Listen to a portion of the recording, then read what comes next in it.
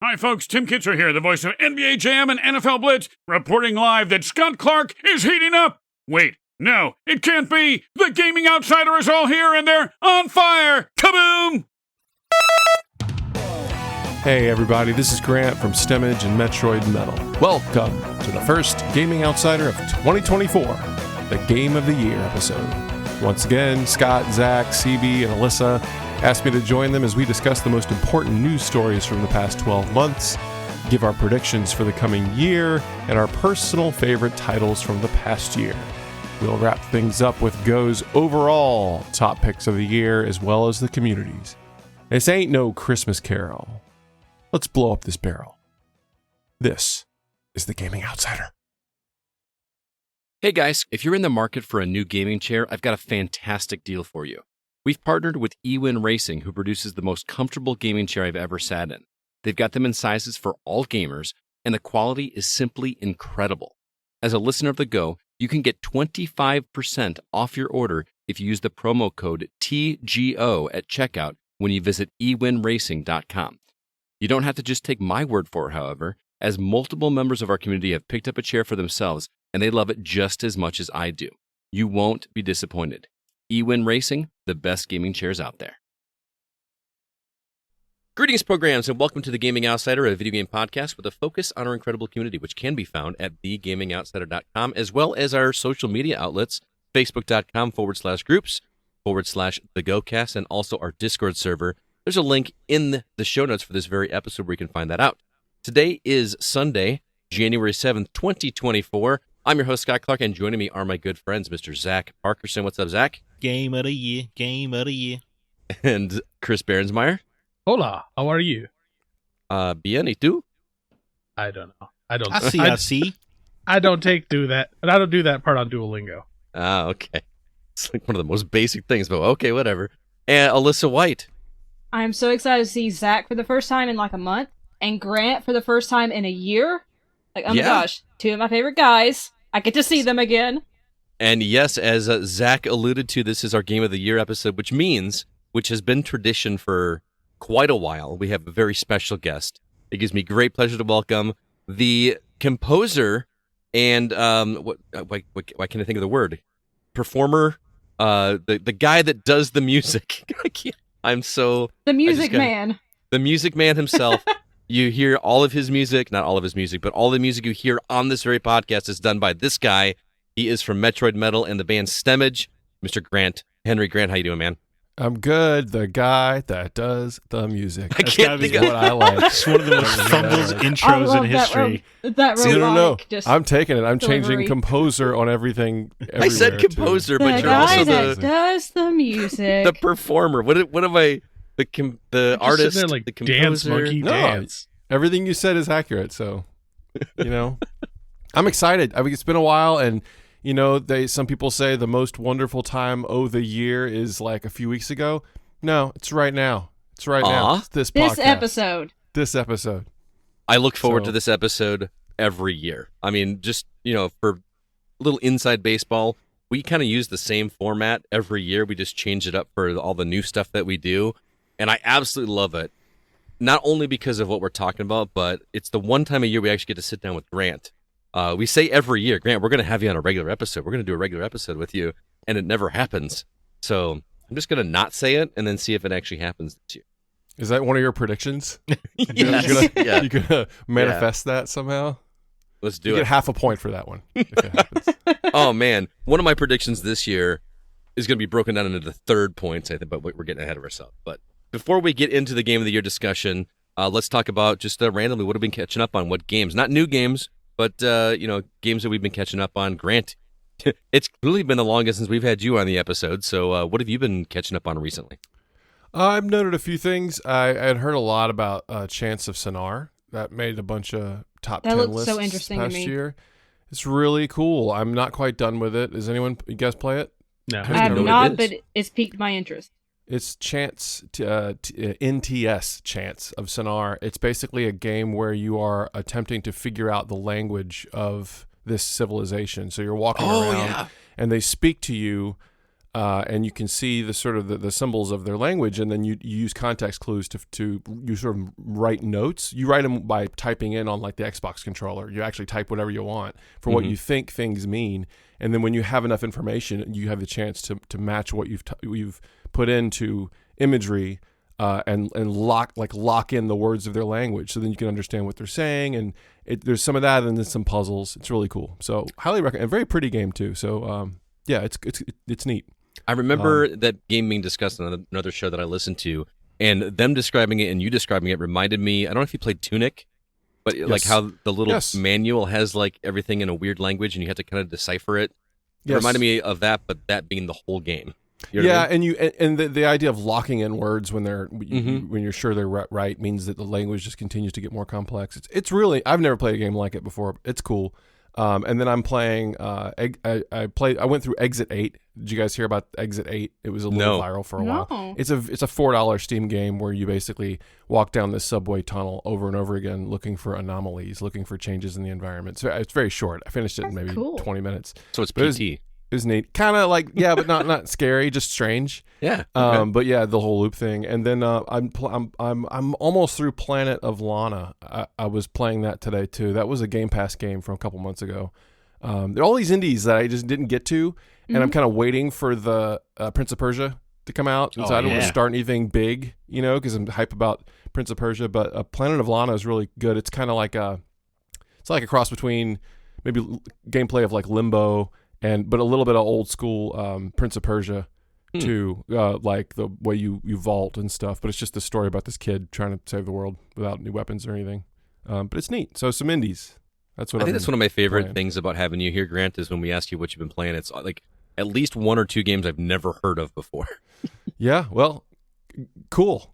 Good. No, I mean that in a good way. I'm not saying that's a bad thing. It's really cool because we try to play as many games as we can, and then somehow, even though my finger, I feel like it's on the pulse of the industry, there's just tons of games I've never even heard of. Oh, there's this year especially. I mean, like, about all the ones that released on top of them, like each other. There were so many games at once. There were so many you just didn't know about because they were overshadowed by all the big stuff. So yeah, it was a crazy year for releases. There were over 17,000 games released on Steam last year.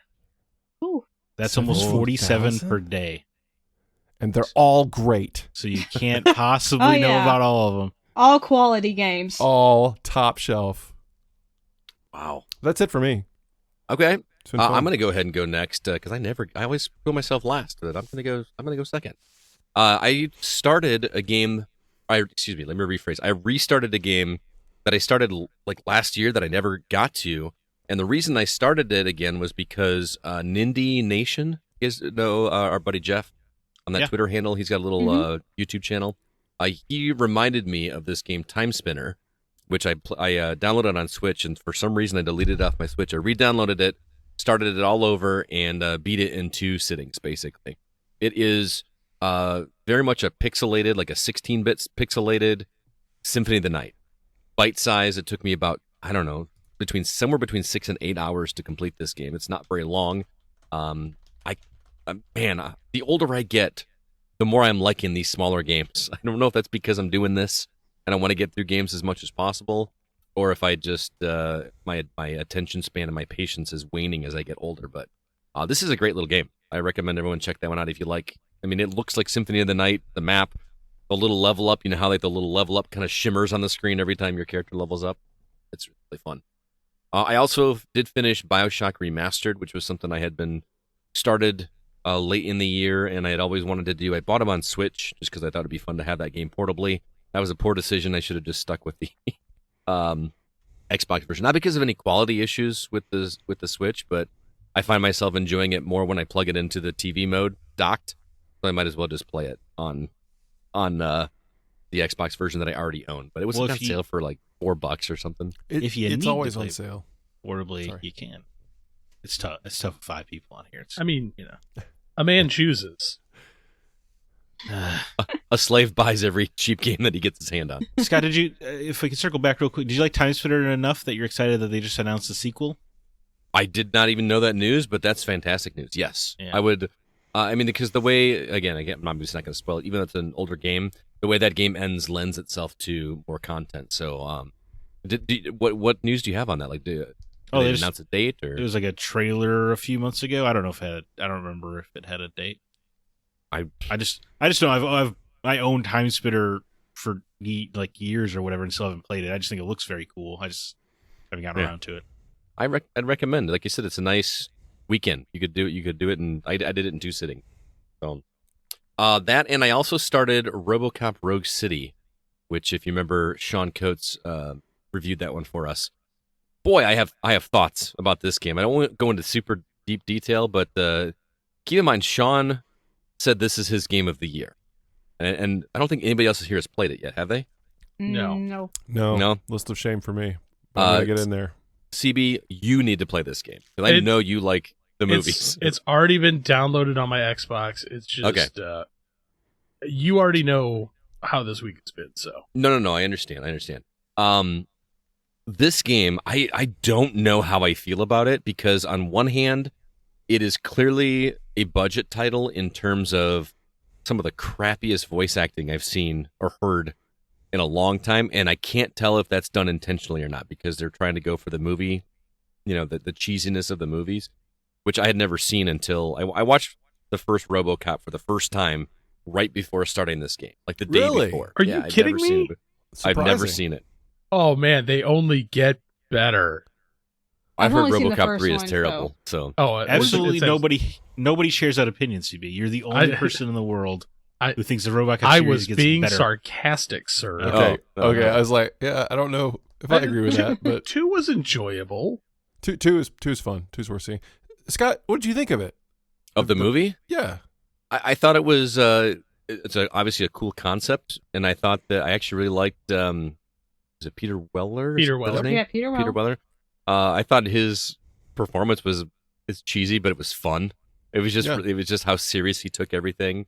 I loved Red as the villain. I don't even remember his real name, but the Red from that '70s show, Clarence Boddicker. Boddicker, yeah, he was a fun villain. The Kurtwood Smith, is that his real name? Kurtwood Smith, yes. Nice job. I love the scene where he gets captured and they bring him into the police station and they say you need to sign here, and he just spits a big pile of blood all over the paperwork. I thought that was cool. I read somewhere that he wasn't supposed to do that. He just like improv that, and like the reactions of everybody that watched him do that were real, kind of like an alien. Anyway, so we're gonna talk about the game. The Hollywood Outsider over here. Yeah.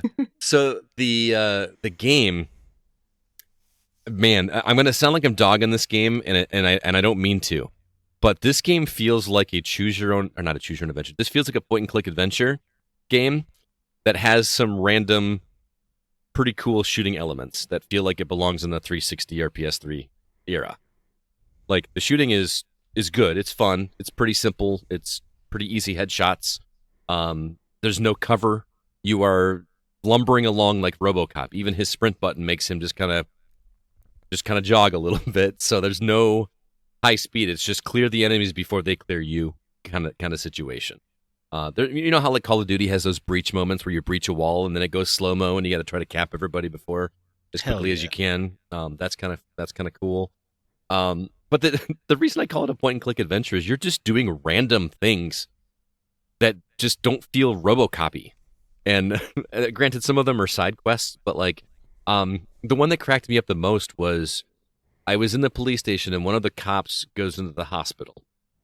So you, as RoboCop, are going around the precinct, having all the police officers sign a get well card for this cop. Oh, that sounds exactly. Oh, that reminds me of being in school, and they're like, "Okay, your classmate's out sick, sign it," and everyone's just like, "Here's my name." Is that in the movies? I don't. Well, no. It's not so much that, but you have to remember the entire RoboCop program was a PR stunt. Oh, okay. So he's doing PR things. Like there's one scene where he's just like going around like shaking the kids' hands and like, here's a balloon. Well, that's the thing that's jarring to me is apparently RoboCop has been in Detroit for a long time because there's not a single person that is ever shocked that there's like a metal giant just coming up and talk to them. Yeah. Everyone's just accepted that RoboCop is a thing. Yeah. As a person that's new to the series, I found that a little jarring. But and then another one is like an old lady asked me to help her find her cat in her basement. So I'm like scouring through a house with another cop, by the way. 2 cops. They're going through a basement with flashlights looking for a cat. which leads to a more interesting storyline. But I don't know. I just thought it was really weird. I'm like in my mind, I'm playing that storyline out, and I'm like, I really hope it goes that way. So it probably does. Probably what you're thinking. So the idea of RoboCop doing like mundane cop stuff, not just shootouts, is actually pretty funny. Yeah. As long as the game is fun. That sounds awesome to me. So yeah, the movies were so tongue in cheek and just you'd buy that for $1. Yeah, the whole thing is so sarcastic. I don't know. I hope some of that's in the game too. Sounds like it might be. I don't know. I'm curious. I'm excited to play it. Do you think the line "I'd buy that for $1" is more popular than RoboCop itself? Probably. It's gotta be, right? You know what's funny? I heard it before I even watched the movie. So yeah. I've seen. See, I thought that came from Smash TV. I thought that's where that originated from. And then there's actually an achievement called "I'd buy that for $1." Because of course there is. But what's funny is I've seen that image of that guy on that commercial from the movie all over the place. If you follow Wario64, he posts that whenever a game goes on sale for 99 cents. And I never knew that's what it was from. Oh. I just I watched this movie and I was like, oh, there's that. Yeah, that's the original. That's the original I'd buy that, and then Smash TV kind of co-opted it because it's supposed to kind of take place in that dystopian, Running Man universe. Anyway, yeah, I want to play the game. So, I thought of you, Zach, because I know you love those slice of life. Yeah, I mean, it sounds rad. I don't have much experience with RoboCop, sort of like you, but the idea of getting a birthday card or a get well card signed sounds like a good time. Yeah, I mean, it was kind of endearing, and thankfully you only have to do it like 3 times in that mission. And here's the thing: I sound like I'm complaining about it. He's trying to be human, right? He's caught in between being a robot and a man. Well, a robot and a cop. I mean, he doesn't. I mean, you have the option to turn it down, but and again, that's a side mission, and that's the thing. It sounds like I'm complaining about this, but I'm doing every freaking side mission that I get, even though I just want to get through this game. So I looked it up. Between main missions and side missions, there are like 60 missions in this game, which for what was supposed to be a 10-hour game feels like it's going to take me a lot longer than 10 hours to get through. That's a substantial step up from their Terminator game. Oh yeah, which I feel like had 4 side quests. Oh really? Yeah, well, I mean, some of these side quests are like you can go around town and there's a certain number in each like main hub level that you get to, or each time you visit downtown Detroit, where like you have to ticket so many people. Like you scan the environment and look for illegal activities. Like somebody, like somebody parked in front of a fire hydrant, or somebody doing graffiti, and then you put a ticket on them or on their car, or you can issue a ticket to somebody that's doing graffiti, or you can let them off with a warning. And if you let them off with a warning, you've earned the public trust. And I have no idea what that means in terms of like I'm raising some kind of bar somewhere. That means I've done something good to make the cop simulator. Yeah. Can you shoot somebody in the dick for double parking? Because that seems like it should probably be okay. There is an achievement for doing that. There has to be. If there wasn't, I would be very disappointed if that was not an achievement. I think Sean told me it does headshot worth of damage shooting him in the dick, which is perfect. Headshot. Yes. Yeah. Oh, I see. Yes. Oh, wow. I get it now. It's your joke. Yeah. You didn't even mean to make the joke. No, I was talking about game. Man. Anyway, I am enjoying it. Like I said, I would not put this at the top of my list. It would not have made my top 10 even if I had finished it. But I'm having a good time with it. It's and it's fun to go around. I did hit a wall for a minute. You have to fight one of the what do you call it? ED-209? Is that what that robot is called? Yeah. 209, baby. Yeah. That fight is annoying as crap. I actually had to cheese that fight, thanks to some tips from Sean, who I learned also had to cheese that fight. But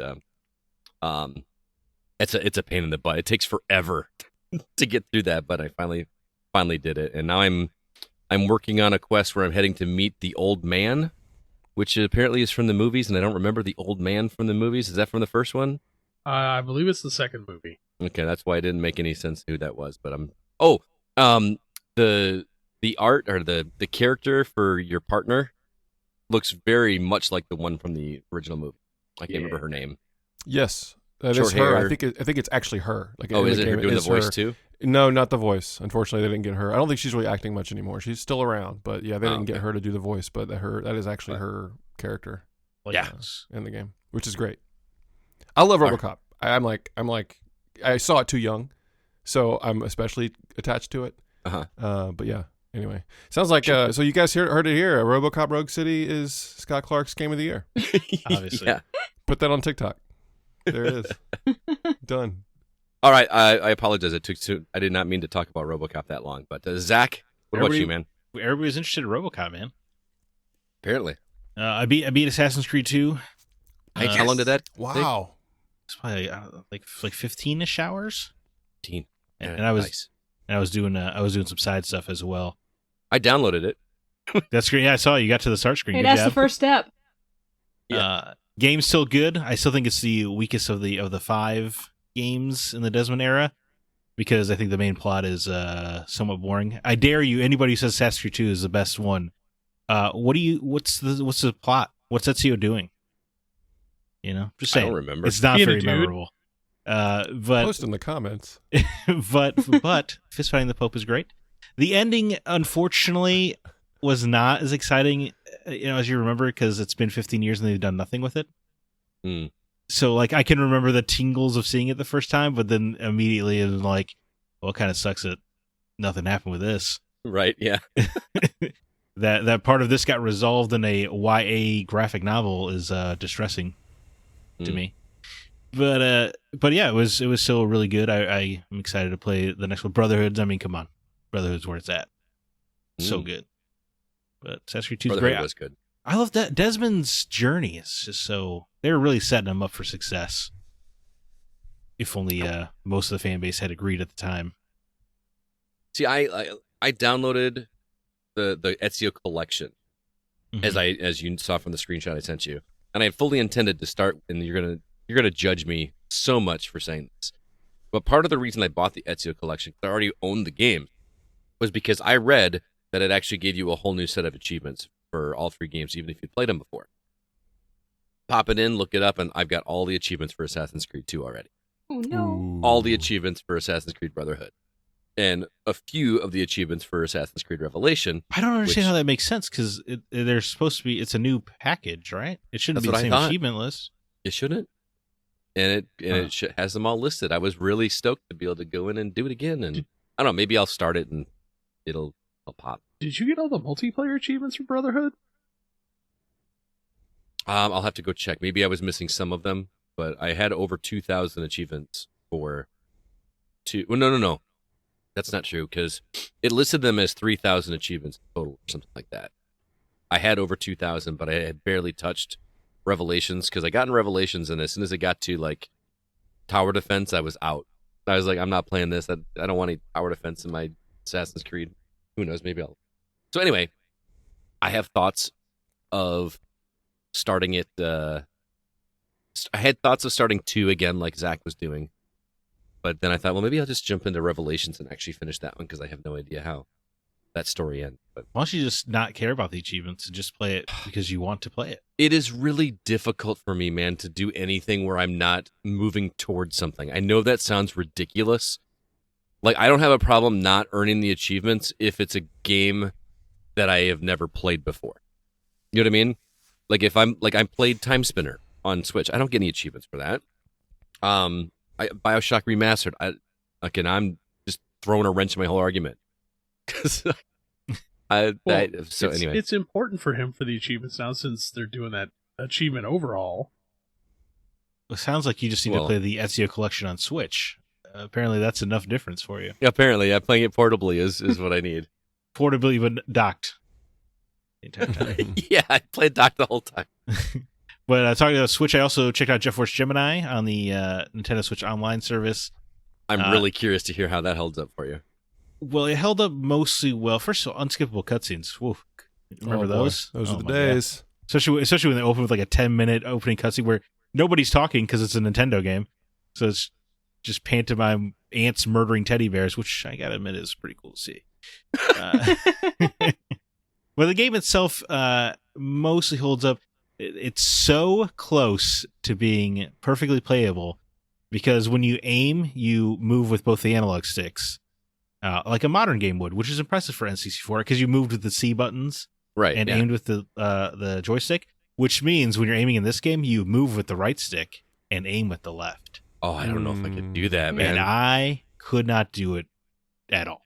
Can't you remap buttons on the Switch now by default, like in the system? Can't maybe system settings on the system level, because it wouldn't let me in the Nintendo Switch Online thing. No, but in a system level, I think you can remap buttons. I wonder if you can switch the sticks just so I can play Jet Force Gemini. Yeah, well, you switch it back. No, you're right. That is something to investigate because I'm curious. The atmosphere and the characters, like it was bringing me the joy of nostalgia, but it was so tough to. It's so tough to move with the right stick. But you're flailing around like a drunk person. Yeah, dude, after decades of every game using the same control scheme like that, that was. Doesn't that give you a little bit of empathy for people that have never played a first-person shooter before that are like, I can't move with two sticks. Yeah, because I've always been like, how can you not do that? It's just like part of my nature, right? Right. But you reverse it, and all of a sudden I can. I was used to GoldenEye, and then I think Time Splitters 1 was the first dual stick game I played on PS1 or 2 or something. I think it was a PS1 launch game. It was a mess. Could not. I was playing my brother at multiplayer. Oh my god! Like, we're hardwired for it now, but man, no, there was a time. It's like learning a language. It's very difficult, I think, at first. And then the last thing I checked out was the finals because it was all the rage multiplayer game. Checking it out mostly because it was being described as Battlefield meets Mirror's Edge, which makes sense because it's a bunch of ex-DICE developers. But that is very much like parkour with Battlefield gunplay. Not a bad time, and the environments are heavily destructible. Like if you need to capture a point in the floor above you, you can just throw a C4 on the ceiling and it'll just blow it down to you. It's pretty clever. It really opens up. I guess you're using some kind of cloud technology for the destruction, so it all happens server side. Oh wow! Meaning that there's no like lag in what's happening to the destructibility. So it's pretty cool, and it was interesting to see a game where the Battlefield 2 Bad Company level of destructibility is like core to the gameplay. But I stopped playing it because I learned they're using some AI voice technology that makes me uncomfy personally. So I couldn't. I don't know. I couldn't keep playing it and supporting it. And I don't judge anybody who plays it, for the record. Everybody's got different stuff. But I feel like this game being quite popular and using AI voice technology that's not a good harbinger of things to come for voice actors getting jobs. Right. So I just picked the wrong time to try to get into industries, apparently. I start podcasting right when it's like hot. Said I'm going to become a voice actor right when AI gets invented. When you die, man, we can just use an AI to scrape all of your voice data and we can just still have you host the show. You know what? I'm okay with it. You guys go ahead. Do that. It's on the record right now, right? Go ahead and... Sure, yeah. That sounds like a binding contract. Sure, yeah. Because for all the money I'm making on this podcast. Yeah. Nothing? Exactly. All right, CB, what about you, man? I know you've had limited time, but what have you been playing? I beat Alan Wake 2. Nice. Did you like that second moment at the end I was telling you about that I knew you were going to like? Say nothing, please, or say little. Yeah. Because I'm right there. It was a lot of fun. I want more. Awesome. Well, I was just like, I want to say things, but I can't because I don't. Yeah, you shouldn't because the game is only 2 months old. Exactly. Yeah. But wow. I mean, if it's in the first 15 minutes, it's not a spoiler, right? Oh, you trying to set me off here? I am. Yeah, man. It was a legitimately awesome ride. Mm-hmm. I want more. That game is thick with atmosphere. Oh. Normally I'm just running around everywhere in games. RE4, I'm just running, cutting. Here I walked through most of this game. I just I feel like I feel like the game is pushing back on you trying to move through it. It's just covered in atmosphere, and there's all this foggy bending time stuff going on.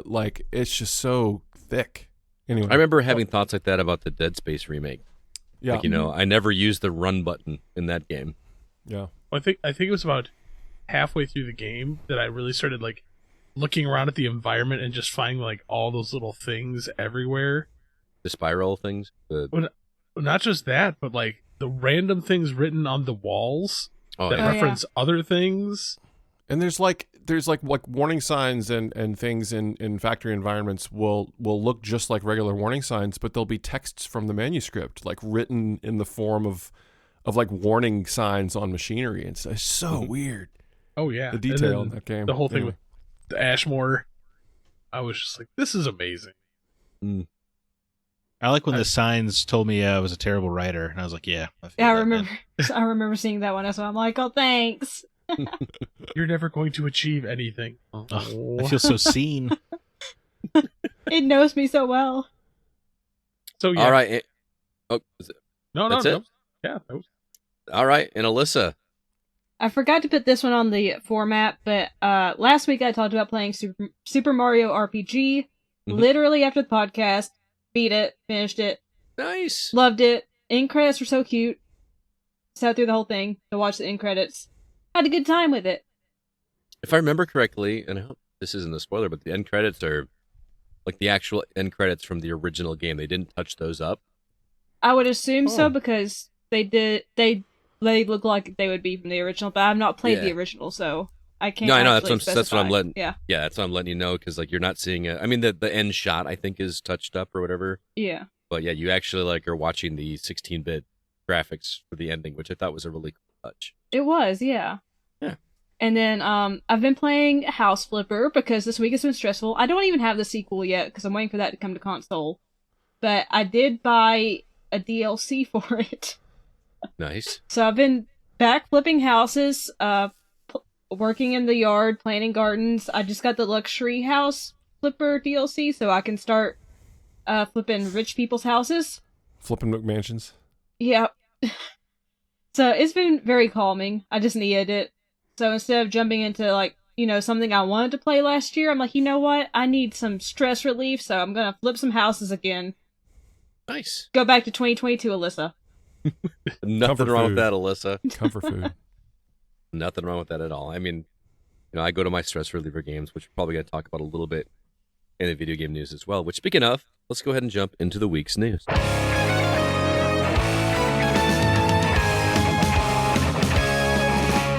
All right, so at this point in the show, usually during this episode, we don't really bring up anything new unless something pretty big happens. And I felt like it was worth noting, and I wanted to see what you guys thought about this. I assume you've all read about this kid that quote-unquote beat Tetris. I thought that was super interesting. I didn't even know this was a thing that hadn't been done. So his name is Willis Gibson. He's a streamer from Oklahoma, 13-year-old kid. He reached a score of 999,999, and the game just froze. Apparently, people have done this with artificial intelligence, but this is the first time that it's been completed by a human before. People used to say that the game was beaten if you got to level 29, but he got to level 157. Did you guys watch this kid play? It's like watching a machine. Yeah. I haven't watched the video yet. No. It's incredible. There's a great video that breaks down sort of why people were able to get past level 29 eventually, because the reason they said you couldn't get past it is because if you hold down the right or left button on the controller, the piece can't get to the wall fast enough before it hits the pile. But people developed this roll technique where they basically like roll the fingers against the back of the controller to hit the button super fast. So you can move faster than the game can, which basically unlocked every level after 29.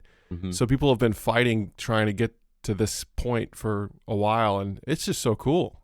That's awesome. And it's kid's 13 too, and the reaction was adorable. I mean, to your point, Grant, he said, I can't feel my hands. Because he did that for that long of a period of time. Yeah.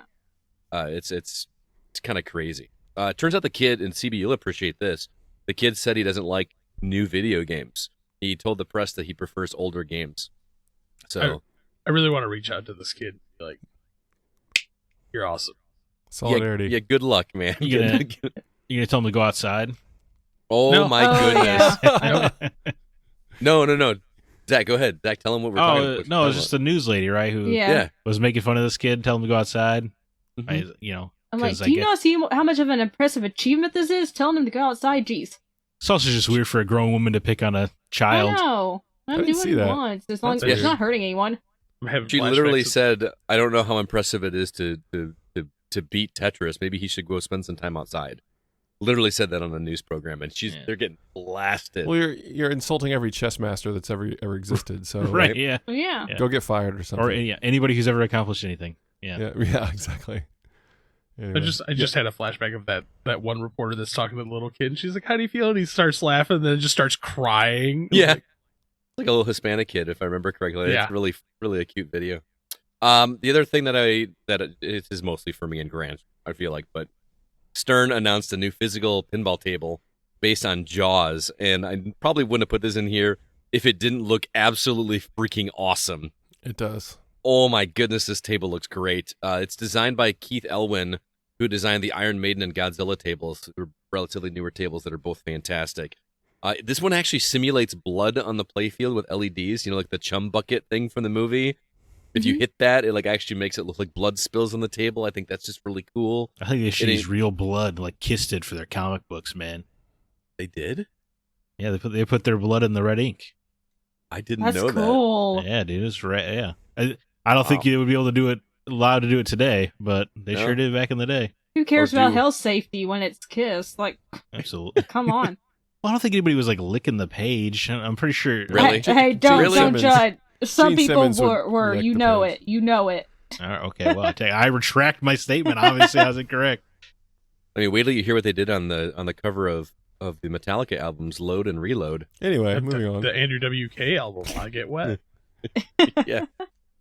Oh man, that's messed up. Anyway, What the hell's going on? This show is off the rails. you love it when it goes off the rails. Anyway, the table, the LCD screen on the back includes scenes from the movies or from the movie. No, actually, all the movies. I think they said, and audio from Richard Dreyfuss as well. I didn't know these tables cost this much, but the lowest price for this table is $7,000, and then the premium one is $13,000, which is just. Oh, so this is an actual pinball machine. Yeah, it's Correct. a real. This is not Oh, digital. I was thinking it This was a digital thing when you first started talking about it. No. That's Was it the word physical that tripped you up? I guess physical just skipped over my brain because I'm like, Jaws, blood, cool. wow. There have been a lot of. The rare moment where Zach picks on Alyssa, man. I'm sorry. It's okay. There's also. I deserve it. They got a bunch of the John Williams music from the movie, which I think Yeah. is really special. Oh, that sounds expensive. So that would be. Yeah, it's the reason these are getting pricey when they're. I mean, could you licensing imagine a everything. Jaws table without that score? Even just those two notes. Yeah. I don't Like- think it'd be possible.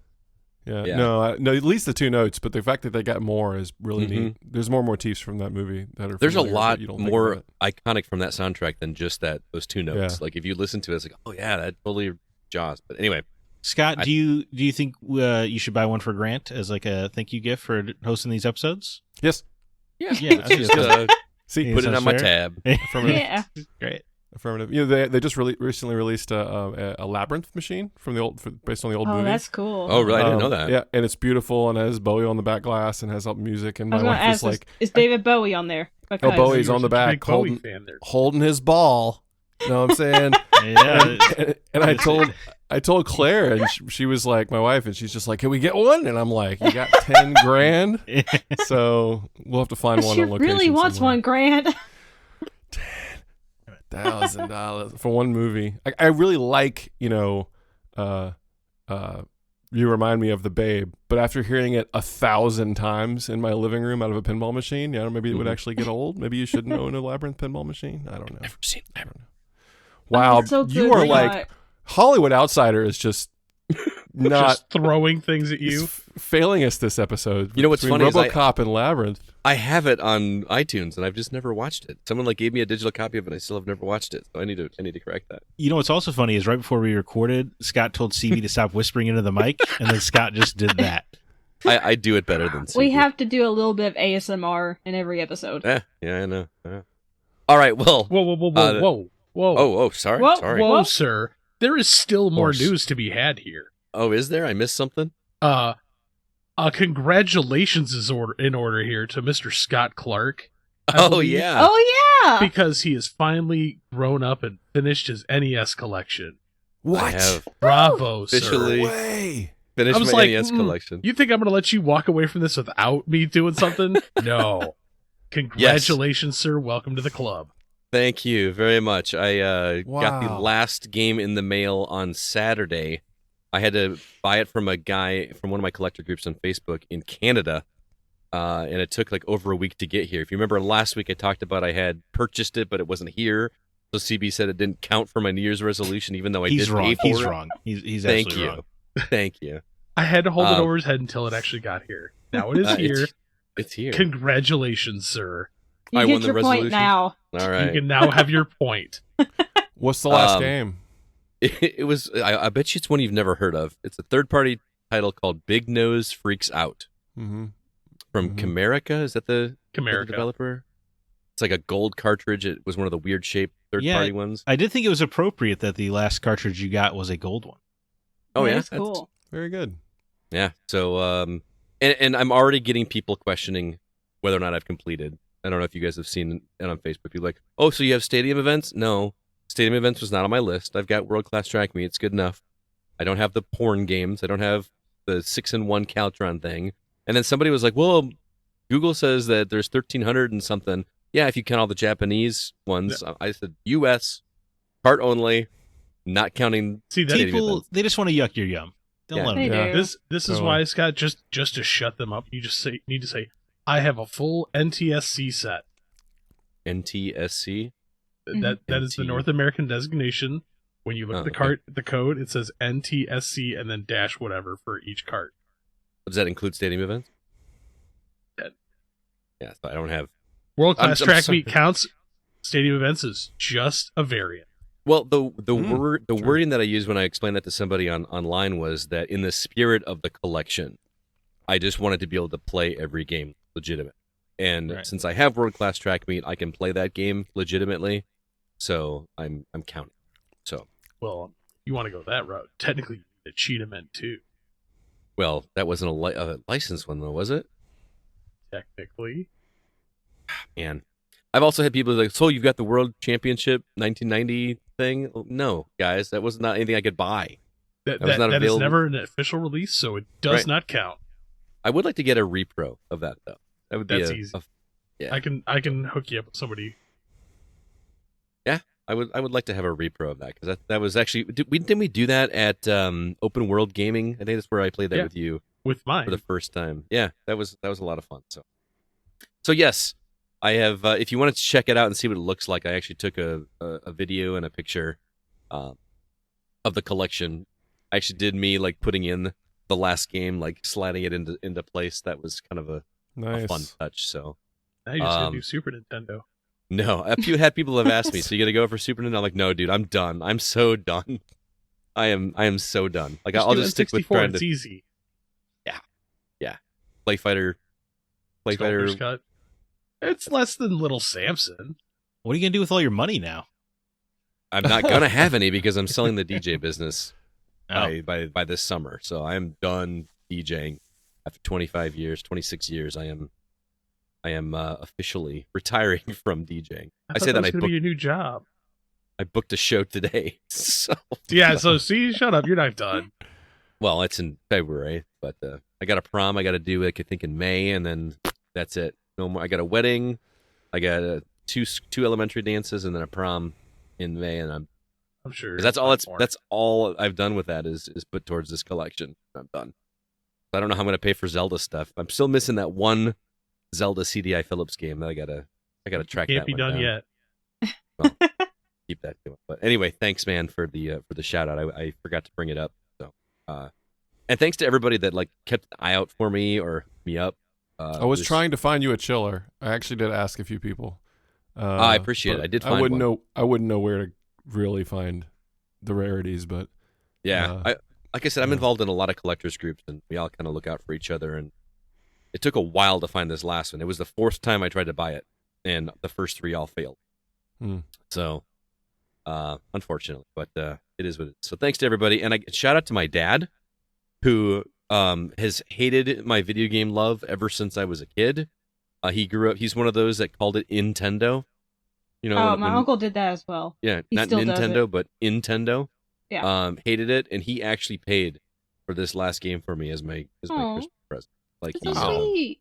That's yeah, awesome. he actually paid. He actually bought several cartridges when I was down to my last 20 or so. He went on eBay and found them, and he got one imported for me from Australia, which he didn't realize was the wrong one. But it was still really cool that he like took an active interest for like the first time in my life. So that was really cool. Hey man, it only took 40 years.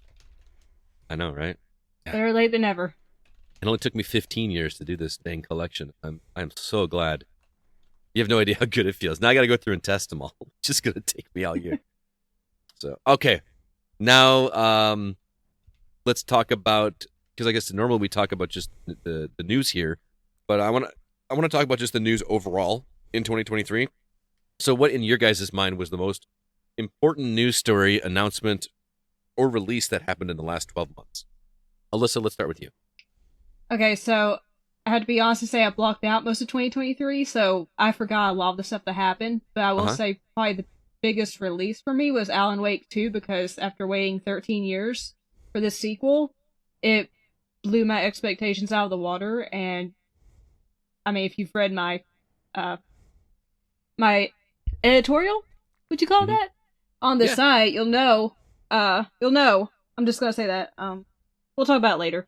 Okay. But yeah, it was my favorite gaming experience so far. Well, of 2023, not so far. But yeah, I loved it. It lived up to the expectations and more. Yeah, how many sequels do we get 13 years later? Not that many. are that worth the wait? Duke forever. Yeah. Was it worth the wait? Yeah. CB, what about you? What do you think was the biggest news story of the year? Oh, finally completing that stupid acquisition. Oh, yeah. Yeah, I figured that was going to be on somebody's. Yeah, I mean, now that it's finally done and over with, I'm like, okay, let's move on. Just the amount of ruckus it caused through like all the different media channels and everything, it really turned into a will they or won't they at one point. Because for a moment there, I legitimately think that the Activision Blizzard deal wasn't gonna. Yeah, it got a little governmental there near the end. You know, like this might not happen, but yeah. So that's a good one. Zach, what do you think? Oh, I don't think there's any question of future ramifications. The most important news story is the ABK deal closing. Mm-hmm. No doubt. But for me personally, like things of my interest, this Insomniac hack was probably the biggest deal, which I know happened right at the end of the year. But there's so much information that got sales data going all the way back to Spyro the Dragon. Yeah. Or the intense specifications of the Marvel deal that they have. Where every game has to sell 6 million copies at least or whatever. Like, I don't know, there's just a lot of insane details in there. Mm-hmm. So, right. And I just, I know, you're supposed to not negotiate with terrorists, but it does seem weird to me that, like, why didn't Sony just pay the $2 million if employees' personal information was at risk? Right. Yeah. I don't really understand. If it was just business, then I would understand. Yeah. Mm-hmm. But knowing that personal details got leaked, it's just like, would they have noticed spending $2 million? Probably not. I mean, honestly, would it encourage future behavior is the question? But I'm with you. Like at that point, if it's hurting your employees, how many dozens of times a year does this probably happen that we just don't hear about? Yep. Sure. Mm-hmm. Yeah. I mean, it happened at my former employer. No, it wasn't ransom. It was like a secretary of a higher up got a phishing email from the CEO of the company asking to forward all the W-2s, and she did it. Oh, wow. Like, yeah. That's and so not just passport, but your social security number and your address and your date of birth, right. And like that thing. But that obviously didn't make national news because nobody knows that company. You know what I mean? So, yeah, it happens more often. And I also, and I wasn't here last week discussing, but I also find that the press's reaction to this hack was very interesting. Feels like a lot of people were telling on themselves with how close they are to the things they're supposed to be covering journalistically. If that makes sense. Yeah, I had thoughts about that last week for sure. Yeah. It's been a very interesting few weeks. Man, I assumed that some of the big ones were going to be taken. I thought the Unity story was pretty interesting. Oh yeah, definitely. You're right. Where Unity basically said nearly changed the way that these developers were going to get paid for their game. And they had to walk it back. And I believe, what's his name? Is it Riccatello? Is that his name? Yeah, John Riccatello. Yeah. Is he no longer there, or is he stepped out? I thought so. I thought he did. I thought he's gone. Is he not? So yeah, he's gone. Which I'm not upset at that at all, especially after rereading about some of the stuff that he had said from back in the day about just things that just sounded super, super scummy, and not pro gamer at all. So I'm usually not one where I like where the internet rises up and causes a change, but I was for this one because that just seemed. I feel like that would have hurt the industry way more than just on the surface. That would have been at such a deeper level and changed the way. It's got to be the world record for ruining your brand name, right? Yeah. And it's overnight. How could they not have, I can see some announcements, people not making an announcement about something or a feature and not expecting backlash, but doesn't this just sound so terminally pathetic on paper? Didn't they know that the entire games industry, which is super fickle already, would just absolutely explode when they announced this? It just seems so it feels so self-destructive. It's weird to me. Like they try to sneak it in like a line of an end user agreement or something.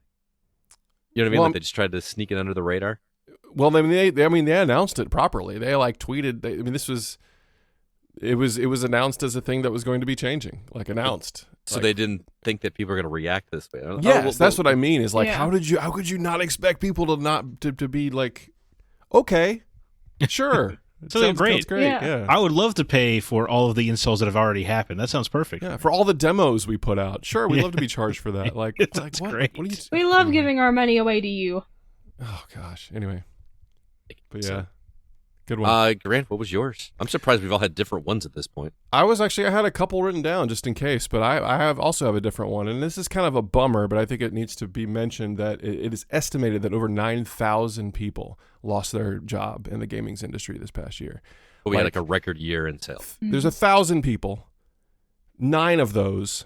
That's how many people lost their job this year in the games industry, which is just huge. And it is ironic considering the absolute just tidal weight of titles, good games that came out this year, to the point that some of them didn't even get noticed. So it was just really big delta there, I think, in terms of the game, the user experience, and then the industry, what happened in the industry. So and so we'll see where things go. Hopefully that stuff evens out a little bit, but people are paying attention to it. Very sad, very exciting for gamers this year, but very rough for the people that made them. So.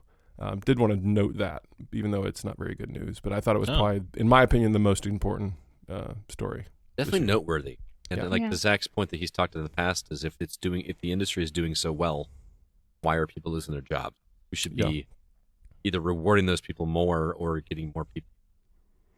It's just a whole bunch of things that led to this. It's just everything from there was all this. All the acquisitions, all the mergers, all the sort of suiting up around the time of the pandemic when things were doing really well. It's just all these different things happening, and it all happened to kind of fall apart this past year. So it's too bad. And how many of those jobs could have been saved by just eliminating one executive position? Totally. Oh yeah, absolutely. Or half. Absolutely. An executive position. Yeah. No, just get rid of them. Yeah, or docking 15% of all of those executive salary. Or stock options. Yep. I think it's also worth noting, this is actually one I had down originally, but I thought the Unity story was more important, so I'm getting an honorable mention, which is I thought Charles Martinet retiring as the voice of Mario was pretty big. That was my backup, actually. Yeah? Was Mario. So People are complaining about the voice in Mario Wonder, and I don't understand it. I think it's a perfectly fine replacement, but you know those people are full of crap because nobody complained about the trailer, and that had the new voice actor in it. Yeah. So it's just people are just complaining because they know it's different. Yeah. Kind of how I feel. All right. Now it's time for the fun part in terms of news is our predictions.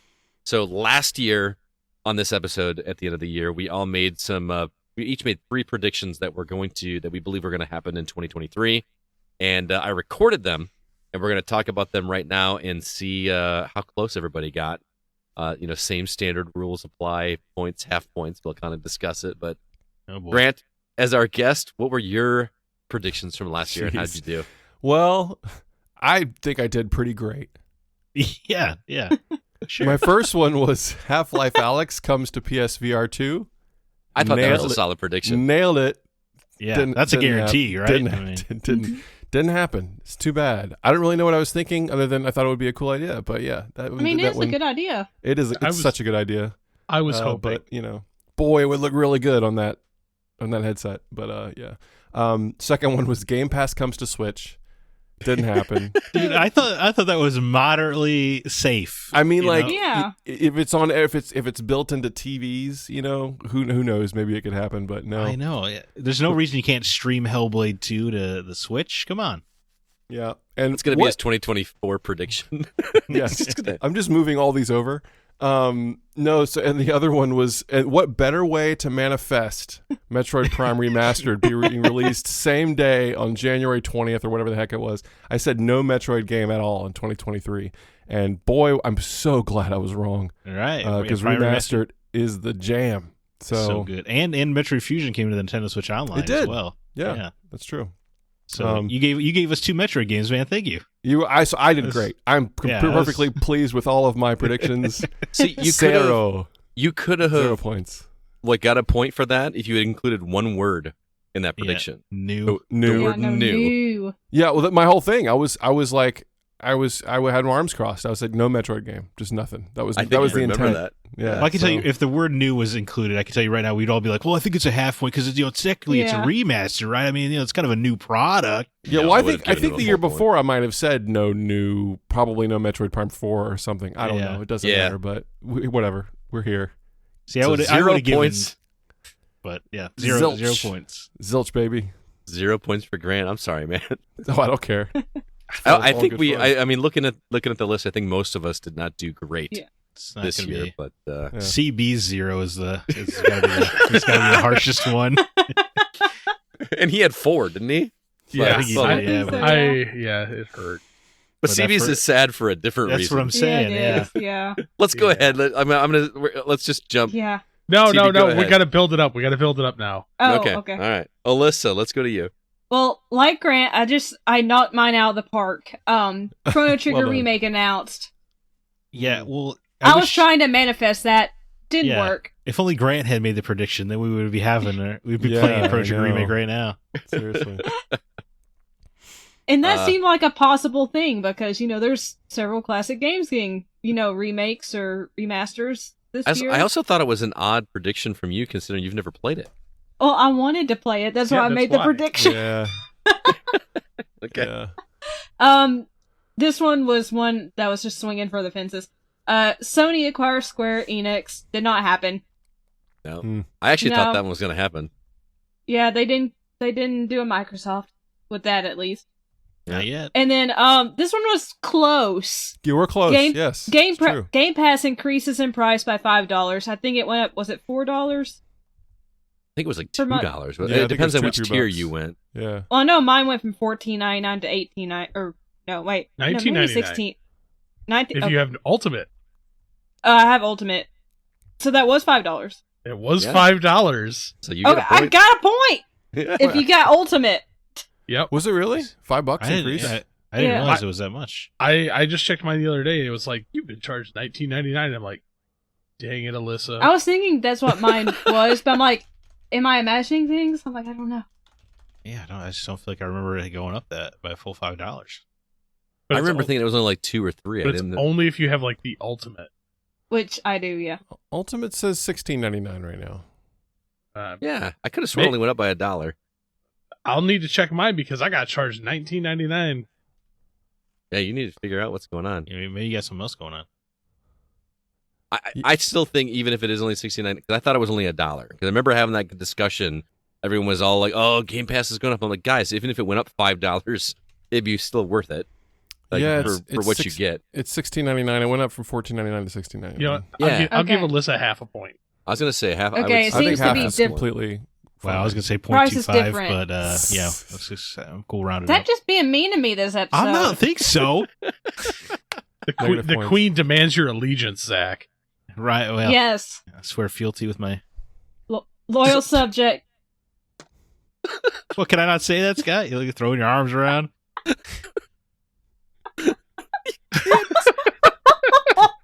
What? How is that? That's not even That's not even an R-rated word. He could have been talking about the pack of Oscar Mayers in his refrigerator. Yeah, sure. Oh Loves my hot dogs, goodness! bro. Oh my goodness! So Alyssa takes the lead with half a point in the Yes. predictions. All right. Here we go, Scott. You ready? Oh, we're going for you now? No. going for you. We're, No, we're he's coming going for for you you. now. Oh, okay, yeah. So, Valve will offer a subscription service akin to Game Pass. That clearly did not happen. Not even close. No We don't even way. talk Yeah. about it. Again, Not a that bad would have been a idea, smart though. decision, though. Not a I thought bad so. idea. Yeah. I don't know if this counts or not. PSVR 2 will flop, get a price decrease, but it will be too late. Well, I mean, the Does first the VR part, 2 even exist? true. I've I mean, never it actually sold. seen It one. sold a few million, right? And it hadn't got a price decrease, so I don't know if that's. Well, they cut It the didn't meet prediction. sales expectations, though. Right, they cut their predictions in half, and then it didn't even hit half of those. So I would say it's a flop. Okay. Yeah. It's, All right. it's So, legitimately yeah. it's legitimately a flop. Now, price decrease didn't happen, so it's a half point. That's half a Half point. point. Yeah, That is half a point. half a point. All right, I'll take it. And then my last one, as I said, man, I should have reworded this.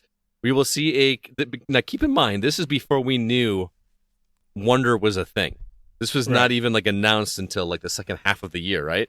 I said we will see a commercial or trailer for the next Mario game in the theaters in front of the new Mario movie. I thought that was a great freaking prediction. Yeah. And It it would've- did not happen. And it would have been a great time to do that. It To would show have. it, to show Yeah. show the Wonder Game. The timing would have been about right, but yeah. I mean, they didn't do it. Nintendo did not need to, is the thing. Mhm. Because Right. why would they need to spend the money to put that in front of theaters? But I don't know. I'll bet you that would have sold a bunch more copies. So we did get a trailer for the game. It just didn't happen in the movie theater. So we get a quarter of a No, point? that's a zero. That's a zero. That's a right? zero? Yeah, that's Ah, a hard We're, no. we're tied again, Scott. Tied All right. again. Just Yeah. like our reviews. We're tied Yep. for finished reviews. So You guys are we'll so in have to- sync. All right. CB with the Here we sad go. All right. prediction. Buckle up. Since apparently whenever Grant wishes something, it kind of happens. Apparently, if I wish things, it just kills them outright. Yeah, right. No. I predicted I would be going to E3. E3 is dead, folks. Oh, yeah, you Yeah, murdered This E3. broke my heart for Guess what? you. I'm gonna be like, oh, I'm gonna be in the next Zelda game. Yeah. Just watch me Oh, wait. murder that franchise now. Yeah, kills Zelda. Sony would acquire Konami. Yeah, we Nope. both lost out on the Sony predictions. Resident Evil Code Veronica gets the full remake treatment announced. It didn't get announced, did it? No. No. No. They just said that there's more stuff in the works. That's it. Yeah. Now I will Yeah. fight for half a point on this one. I will not give it to you. Continue. Jim Ryan pulls a Reggie, leaves Sony, and works for Microsoft. He did. No. leave. He is leaving Sony. He didn't. Hey. He did not leave. Thought he- You wouldn't give Scott points for his NES collection because it was in the mail. Jim Ryan has not Sure. left Sony. Not yet. No. Oh, he hasn't left yet. Well, then okay, No. that isn't. Yeah. This is So March. I will sit here. Okay. It even doesn't though- mean he didn't fight for it. I'm still fighting for it. Yeah, but even still, if you're not going to give me a single, even quarter of a point for it, there was a new Mario trailer. You know, Uh-huh. that's half of That's my not what you prediction. said, though. But I your know. wording was very specific. No. I'm not. I'm Yeah. not fighting for me to say that I'm getting. I'm saying that by comparison, Yes. he made the same statement. Correct. Yes. He's fighting for CB not to get it. Correct. But I Yes. did say that he Correct. would leave Sony. You did I say love that. Yeah. Yeah. But he hasn't left I yet. love how CB had 4 predictions. And if you actually look how I wrote it, Why does he get one extra? because I felt like it. If you do read it though, I did put, actually, I believe I said that this should be worth double points too. You can't make that claim. Yeah, you're just going to make Yeah. rules up. But when I wrote it, you can see I clearly put the commas there. Leave Sony. Yeah, that's a list of things. So That's he how did grammar leave. works. But he hasn't left yet, so That's he's true. still there for So now. that's- I So he remember had an extra prediction, and he still didn't even. Well, get there's a quarter the of a point. C. I think the CB will go to E3 was like this kind of like personal gimme, right? I mean, that was like you were going to manifest. That was going to happen. Yeah, it was It just didn't happen. manifested. Yeah, Yeah. Didn't he happen. made sure that wasn't going to happen. CB, there are so many great shows you can go to that would be better than E3. I'm telling you. I know, You man. I want. Well, But see, the problem is if I say I'm going to go to them now, I might kill them. just don't too. think Yeah. about it. Just Yeah, don't don't put it in do your that. head. Yeah, just and don't then- say it. Yeah, just don't say I'm going it. to go to all of them this year. I mean, at this point, No. R2V2 was Now better they're than all going to dead. E3. You know how funny that would have been if I would have made a prediction? R2V2 will be bigger than E3 this year. Technically, it was. Yeah, good for us. All right, Zach, you're rounding All us right. out, man. Let's see if you can beat half a point. Well, this is where it also sucks because Xbox first party games will have more Game Award nominations than Sony. Why didn't I just say Game Award wins? Because they did, but they did not have more nominations. Really? I will give you a quarter point just Oh. for some love. Well, that's now I feel bad about coming at you so hard about yours. I can't Well, no, have it that. said, did You they should get never more feel bad about nominations than that. Sony? No, If the they answer did is not. no, then that's Yeah, so a zero. I think it's a zero as That's well. a I zero, yeah. appreciate. You the were compassion. close though. That's pretty good though. So they actually did win more than Sony, but Yeah, because what was it?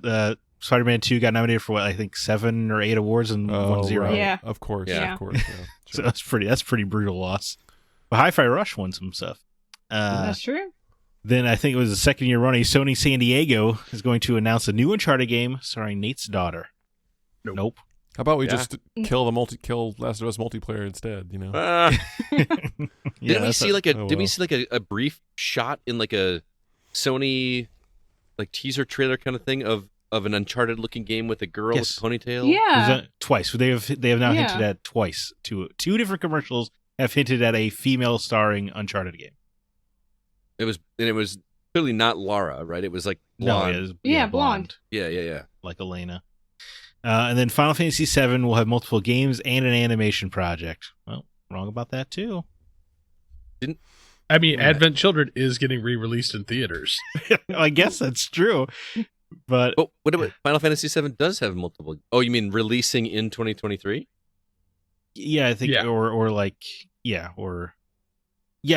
wasn't talking about it being split up because we obviously already knew that. I thought I was confused. No, wait, I by guess that. because it just had they had the Battle Royale game, right? And we had that Crisis Core remastered. And they No, had that- the mobile game. Well, the mobile game Which- was the Battle Royale, but the It- Crisis Core came out December 2022, so unfortunately, Oh, Oh. did it? Okay. yeah. So do I get it? Well, they did, yeah. And then the animation project didn't happen this year; just got announced for. That would be So it's- happening in 2020 in this year. 2020. Yeah. Right, yeah. So that's another zero, unfortunately. So close though on a few Yeah. of these. If there was an award for the closest to getting any points, it would have gone to Yeah. you, man. I appreciate that. Thank you. So We got- Alyssa and I Tie for half Tie. a point. for half a point, which is really sad. I love it. Really sad. Well, you know what? We don't make safe predictions around here. Yeah, we're going for the No. stands, right? Yeah, That's okay. Absolutely. All We're right. playing slots. All right, so it's time to move on. I seriously love that. I know that's a really silly thing to Oh, dude, I absolutely love it too. I love Yeah, going dude. back and just seeing where our mind was 12 months ago and then just kind of looking back at it. Same thing with the resolutions episode. That's just so much fun. But let's talk about our predictions for 2024. Alyssa, you're going to start. What is your first what are your 3 predictions for the coming year? Okay, first off, Switch 2 is officially announced with details released, which includes like the specs, the price. That is a softball. Yeah, I feel so so Yeah. safe. I know. But that's okay. know. You can't come at somebody for being Okay. safe, right? Yeah. That's probably my safest one. Okay. So, okay. And then, like CV said last year, I didn't realize he had said this until just now. Resident Evil Code Veronica remake announced.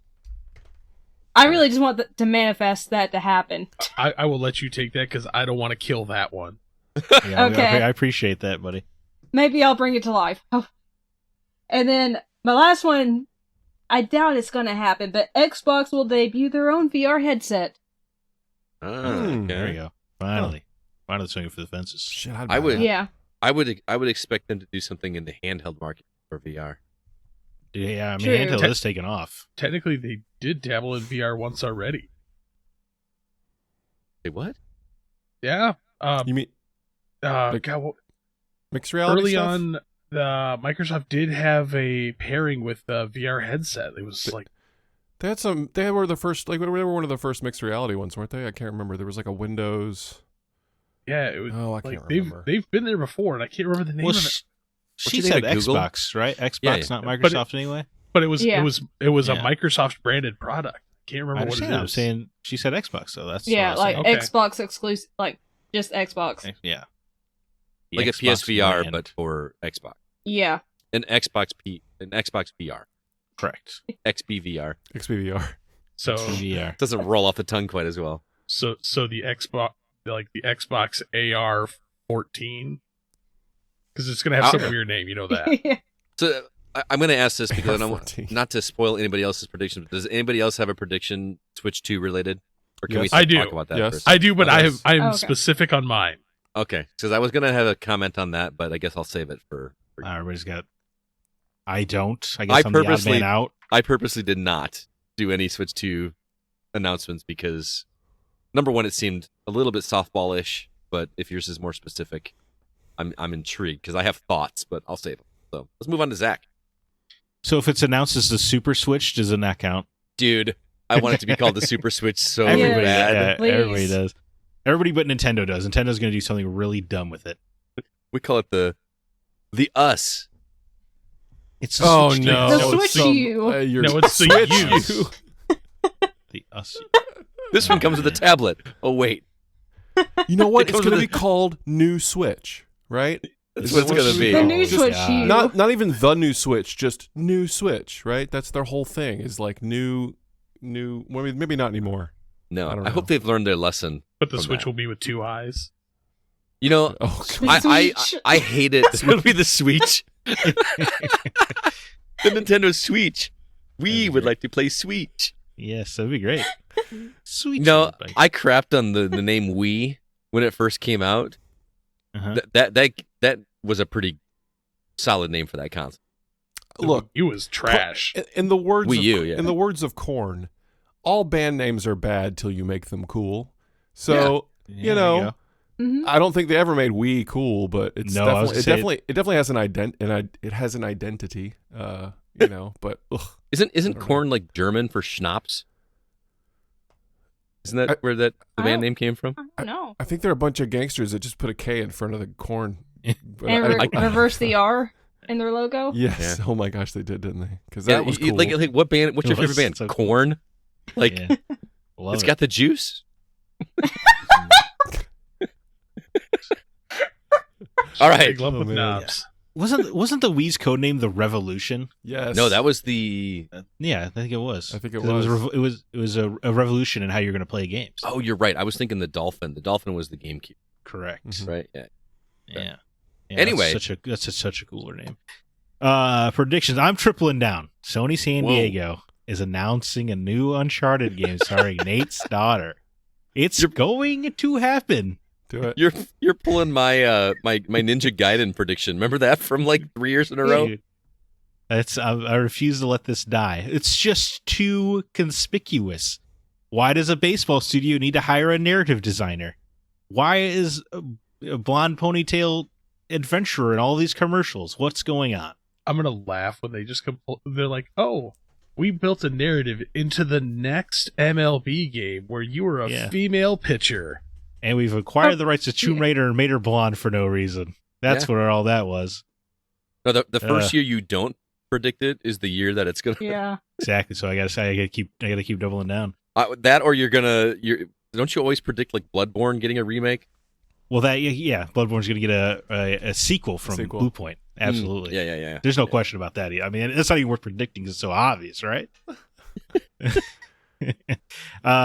My second prediction is Starfield is going to achieve a Cyberpunk No Man's Sky level comeback. Okay. It seems to have disappointed a lot of people, but I think we've learned that no game is ever down. We'll also call true. that will be hard to judge next year, but we'll do our best, right? Yeah. Whether that's a 3/4 point or a quarter point or a full point. Well, I'm sure right Jeff now Keighley will do something about that, make it a brand new category, and have some Hollywood celebrity come out. I got a question though, like in regards to Starfield, and this is gonna totally sound fanboyism, and I don't mean it to. Did Starfield really do that badly? Was it that much of a disappointment, or was that just a lot of Sony fans that were mad they didn't get to play it? Well, the recent reviews on Steam are mixed, That's what I'm talking right? about. Yeah, I mean I don't know. That's worth taking into consideration. And the biggest mod support team said they're not going to be building any mods for it because they're too bored with the game. I mean, it was on a number of lists this year. I'll say that. So I think a lot of people Yeah. do enjoy it, even though I would imagine it's on CBs. Like, there's no way that Yeah. game is not on CBs. But to the point of my prediction, No Man's Sky was also on people, or Cyberpunk was also on a lot of people who played it on PCs, like best games of that year. But it was still considered a disappointment. It's true, yeah. Just Hmm. saying. But anyway, I think it's going to have a comeback. That's my prediction.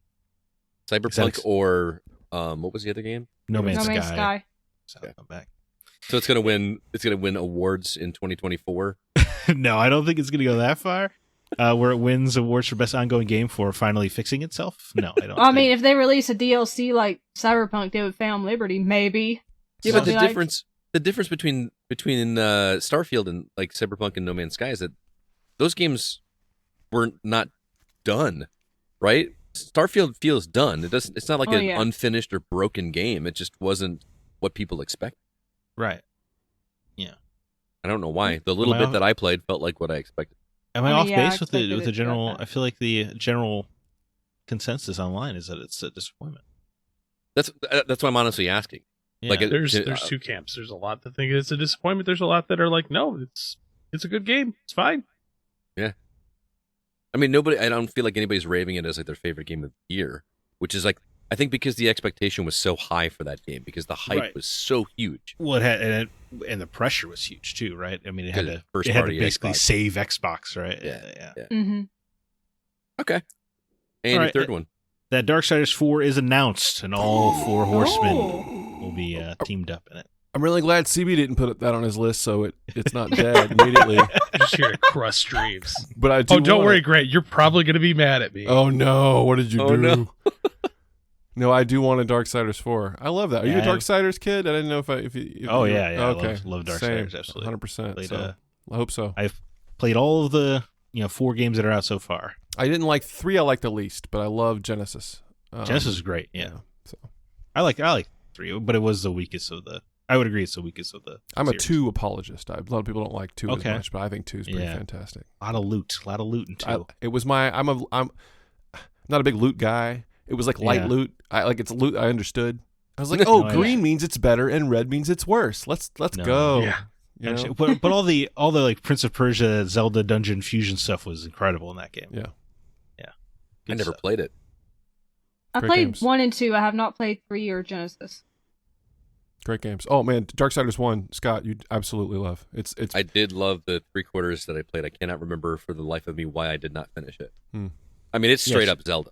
I was Like gonna say it's 3D. just Zelda with blood. and, Yeah. then there's a little bit of Portal at the end. You should finish that game. And Luke There is Skywalker a- is in that. Yes. Mm-hmm.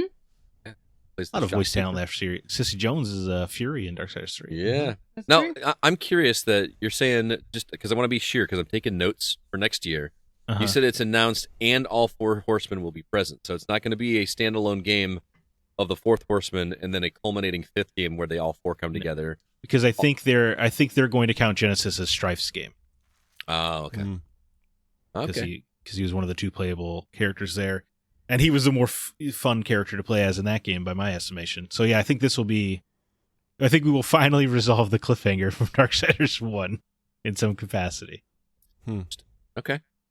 All right, CB, you got 4 predictions for us again this year? I do. Oh my God. No, you can't. You only get 3 that count. So Nope, whichever one nope, you sorry. don't want, whichever Nope. one you don't want counting, you do last. I'm just telling you right now.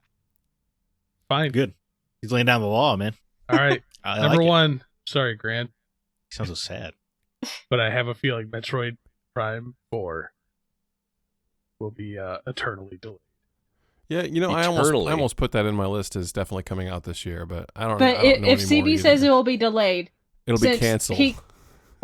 Or will it be the reverse where it actually happens? Okay, all right. So, but I say eternally delayed, as in kaput, gone. Ooh, Like it's going to be canceled? Yeah. I don't know if they did all that new Prime remastered tech for nothing. We'll see. No, there's no way game gets canceled. Well, I'm happy he has it on his list then. CB's doing dirty over there. I'm doing things. Okay. Number 2, Nintendo will have a new console announced and shown in some way, shape, or form.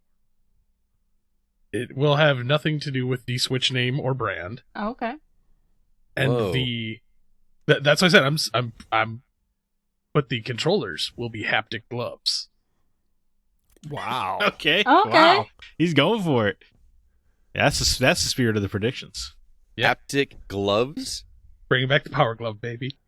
Oh, man. Well, you really want it to fail, then.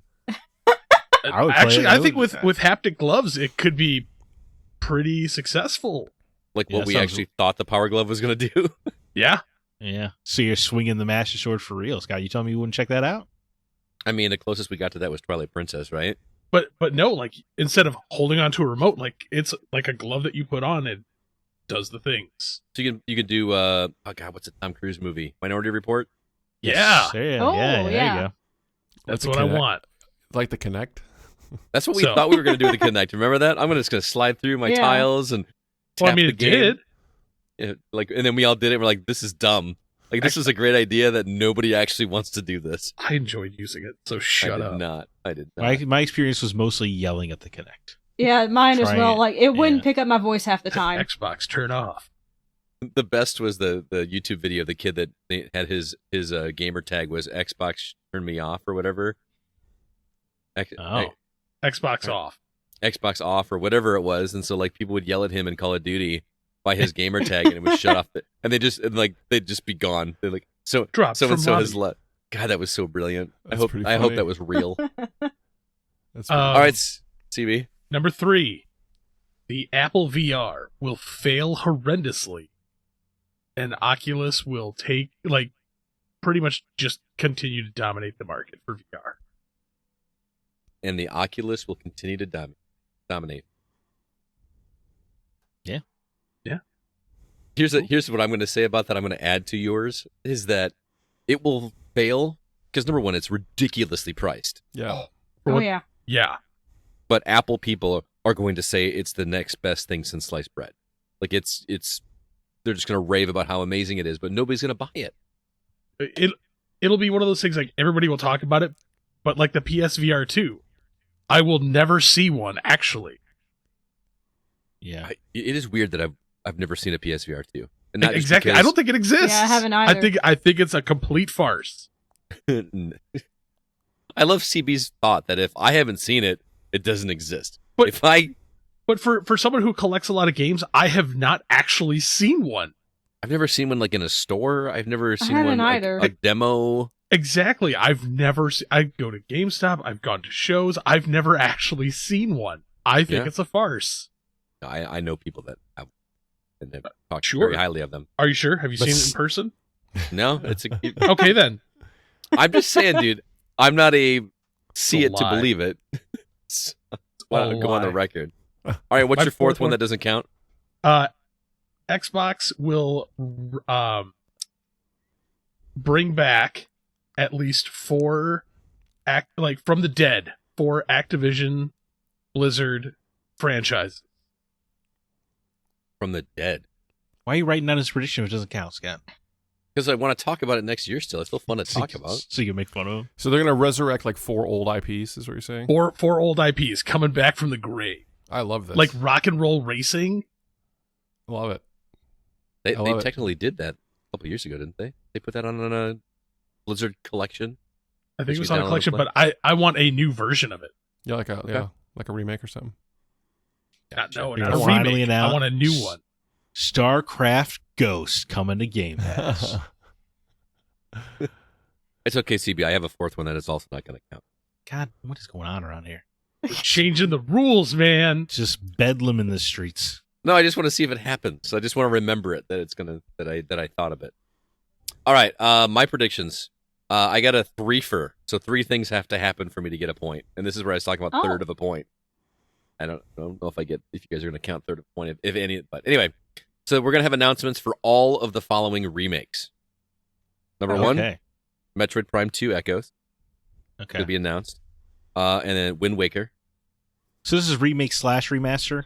Yeah. I just want to make sure, Remake / remaster. I don't want CB to come in here next year and be like, well, they were remastered, not remade. Yeah.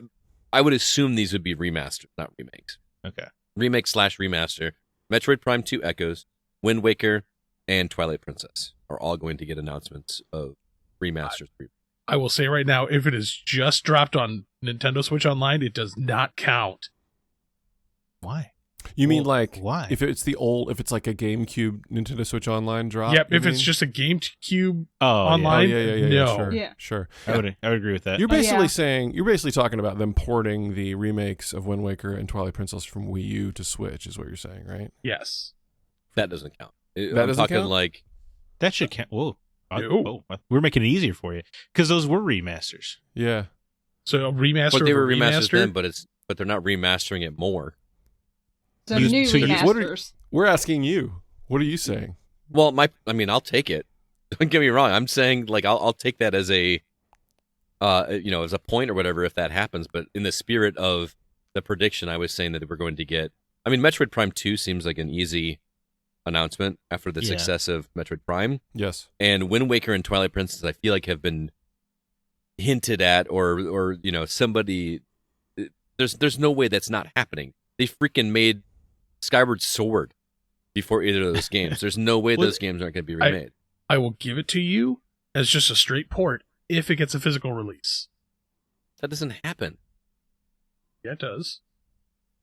Skyward Sword isn't a physical release, does it? When's the last game they ported on physical release? Metroid Prime Remastered had a physical release. Yeah, that was a I guess that was a remaster. No, but it wasn't. That wasn't just a port though. Bayonetta 2 was a Wii U game made on the Switch. Has a physical version. Mario Kart 8 was a Wii U game made on the Switch, has a physical version. They do get them, and I will count Play Asia versions. Okay, all right. So I got a lot going for me on that one. I'm so confused about the rules on this one. He knows what I mean. He's fine. Wouldn't it technically be a remaster even if it was a port? Because it would have to be like a slight resolution bump, right, from the Wii U. Wouldn't that count anyway? I'll take it. Yes. But there's no GameCube game, so there's no GameCube on the Switch Online. No, yeah. That's I'm kind of hoping it happens because I'm kind of growth mindset. Well, we all agree that wouldn't count. So. Oh, so we say that doesn't count. If it just straight goes over onto Nintendo Switch Online, no. If it's a GameCube version, if I still have to do the full Triforce quest at the end of Wind Waker, then that would not count. Oh, because they changed that for the Wii U version? Fixed that in the remaster, yeah. God, I gotta play that again somehow. Why? It doesn't make any sense that it's not on the Switch, right? Like, no sense at all. No, it really doesn't. Seriously, it doesn't. And you don't even have to do much. The art in that game is absolutely timeless. Like, it doesn't actually need the fidelity doesn't matter. It's all flat shaded. You could just upscale the crap out of it, and it would be 100%. Every other Wii U game gets to come over. Yeah, I agree. Freaking Zombie U got a Switch port, right? Early on too. Yeah. I love when it came to other consoles, they just had to call it Zombie. Yeah. It's a great game called Zombie. I loved that game. I never played it. Oh, the Wii U gamepad, you look around the room and scan stuff. It was, I don't know, it would play like crap on anything that doesn't have the Wii U gamepad. That Wii U gamepad was the whole thing. You could scan stuff and then... Was it like a launch game for that? It was a launch game. It was, yeah. It was terrible on the Xbox, I will tell you that much. Yeah. I liked it on the PlayStation, but it had this weird thing where your little like tablet device would beep all the time and you couldn't turn it off. Oh. And I even looked on Reddit and stuff, and everybody was complaining about it. I just couldn't play. I couldn't play with the constant beep. It's not going to happen. Yeah, that would annoy me too. They'd be like playing. I don't know if it was a PlayStation only problem, and probably was, since no one else is reacting to this information. Well, they got your money. They sure did. You're absolutely right.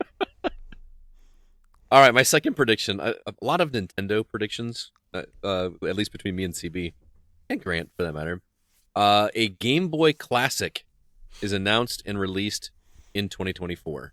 Wow. Interesting.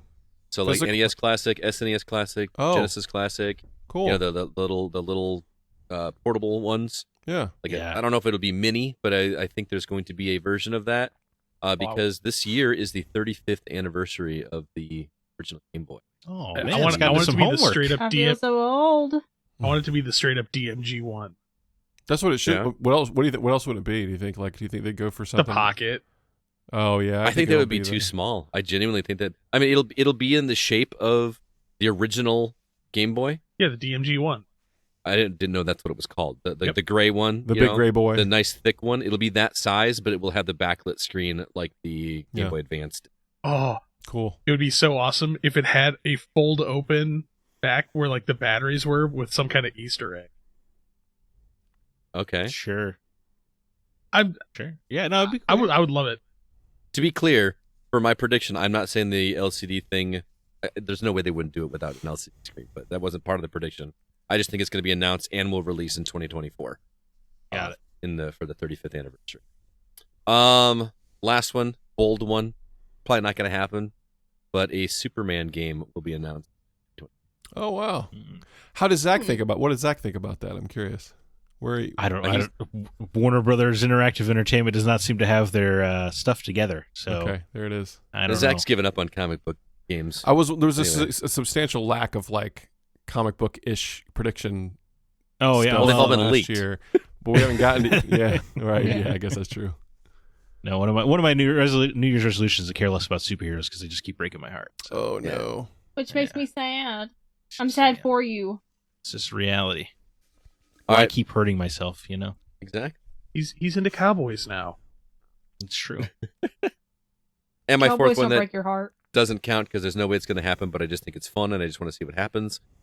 Snow Brothers is going to make a return. Either on the Snow Brothers was a game that was a release on the NES. It's kind of like Bubble Bobble, but it already happened. No.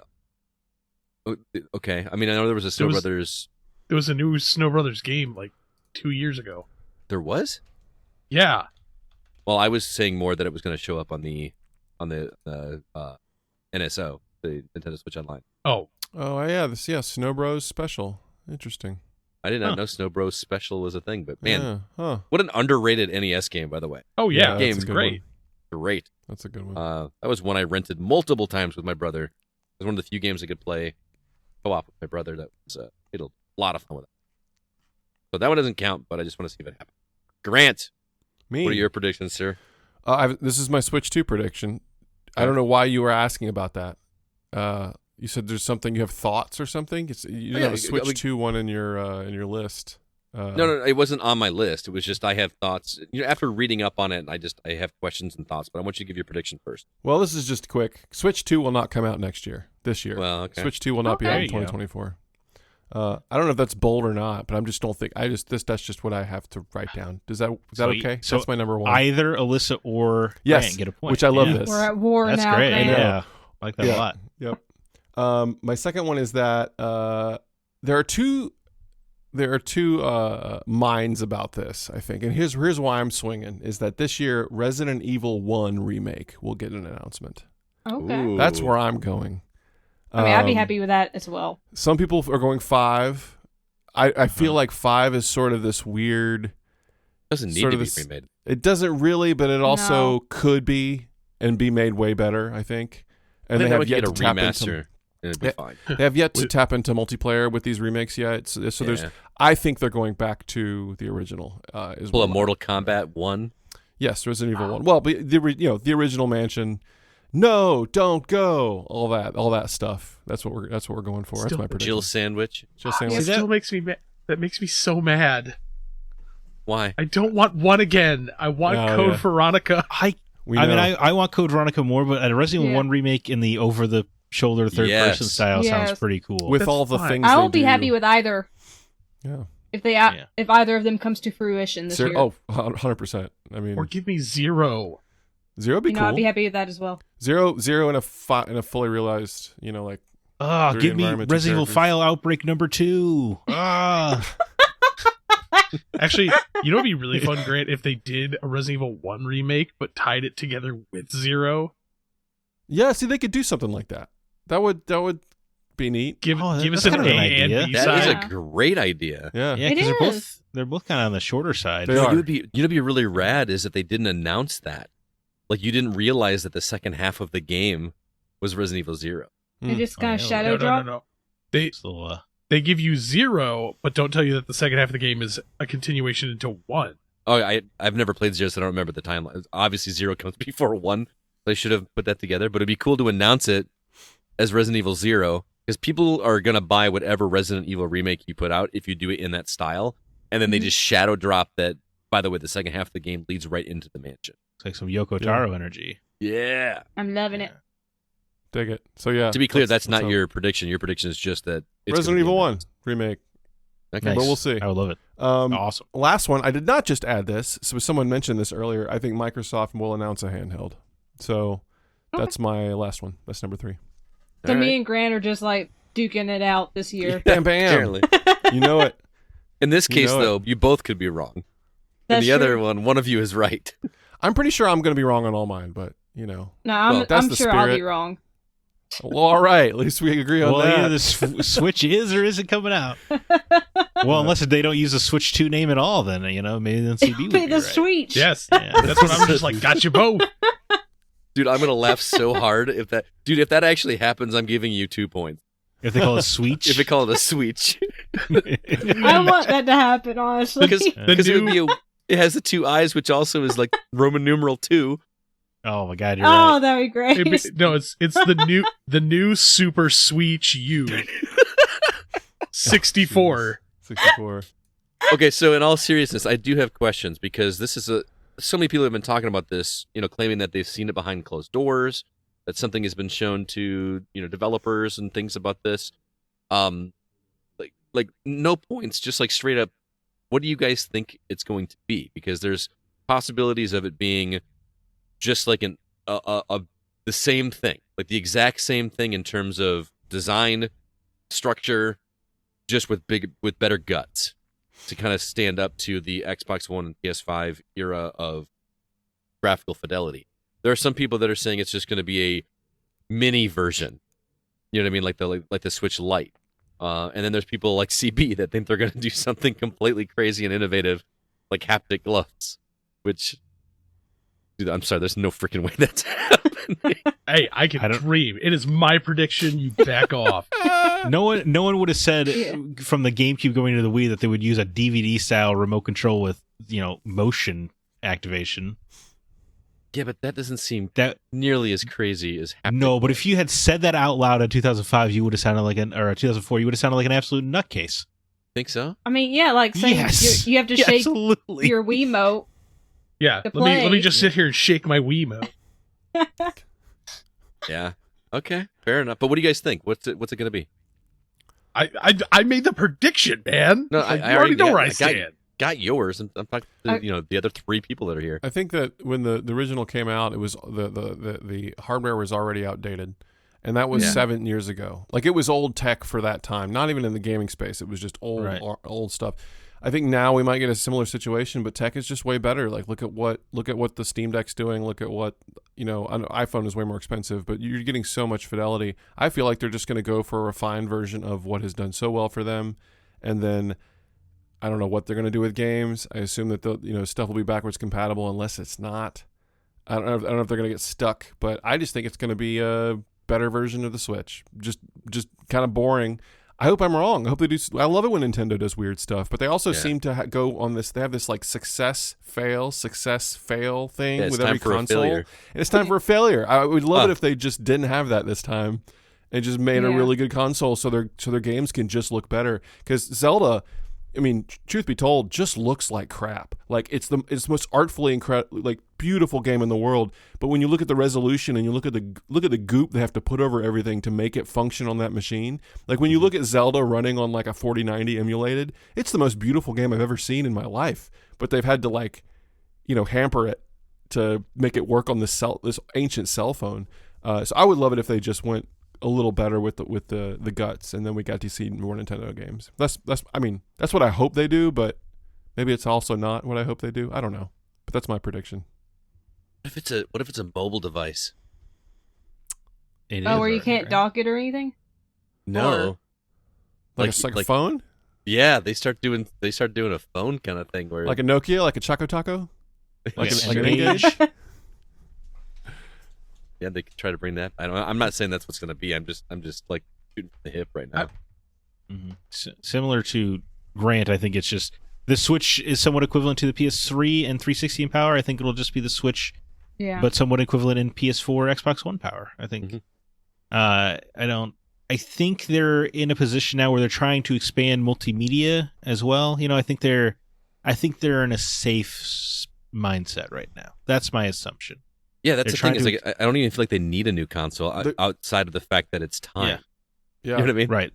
And ultimately, the tech would be severely outdated, of course, if it was only PS4 power. Yeah. Maybe it's PS4 Pro or Xbox, whatever. But who cares? Their revision was. That's what I was going to say. But the ultimate reality is, as much as people online claim that they care about graphics and performance, the sales don't bear that out. At least not the majority of gamers, right? Right. The Switch has proven that those things don't matter. So why would Nintendo overinvest in that way? Exactly. So they would just, make a slightly prettier Zelda next time, and the reality is everyone's going to buy it, right? Mm-hmm. Yeah, so I think they're kind of like Apple in that. No matter what they put out, people are going to buy it. Yeah. Yeah. Yes, and yeah. So I think for once Nintendo is going to try to double down on a success and play it safe. All right. The only reason I say that I did what I did is when you look through the life of the Switch right now, they keep trying to do things that are like very active. The Nintendo Labo project, the Ring Fit, Oh yeah. Like they've had quite a few things that they want you to get up, move, be active. They knew the Wii was a big hit. The Wii was a fail. The Switch is a bigger hit. I think Nintendo is going to try to push the bounds again. So that's why I wonder if they make it a thing where you put haptic gloves on and you just slide the Joy-Con into the back of the. I'm going to be so mad if that's the case. But it would be cool if they did the haptic gloves, but they also introduced like Nintendo VR. Like we're just doing the full Ready Player One. Then they do with Labo, right? You just put the Switch dock and the little cardboard headset. Oh yeah. I never did that. It doesn't work very well. I kind of regret never getting one of those Labo kits. Honestly, they look super fun to put together. Want some? You have some? I have a few. Oh man, I may take you up on that. That'd be fun. You can just go online and actually download the instructions and just buy cardboard and cut it out. Oh, that'd be fun. Alyssa, what's your prediction before we move on? I mean, I have the same opinion as you as you and Grant. I think it's just going to be an upgrade with visuals, better guts. Play it safe. Get all up in them guts. Yep. It feels like you're being dirty, but I genuinely can't tell anyone. Scott, what are you talking about? Jesus Christ, Scott! Have you listened to the show? Zach and I are never like that. Yeah. When have we ever been like that on the podcast? Like, come on. You a teacher, Scott? How could you even think along these lines? Okay, let's go ahead and move on to the meat and potatoes of the show, which is the 2023 Go Award categories.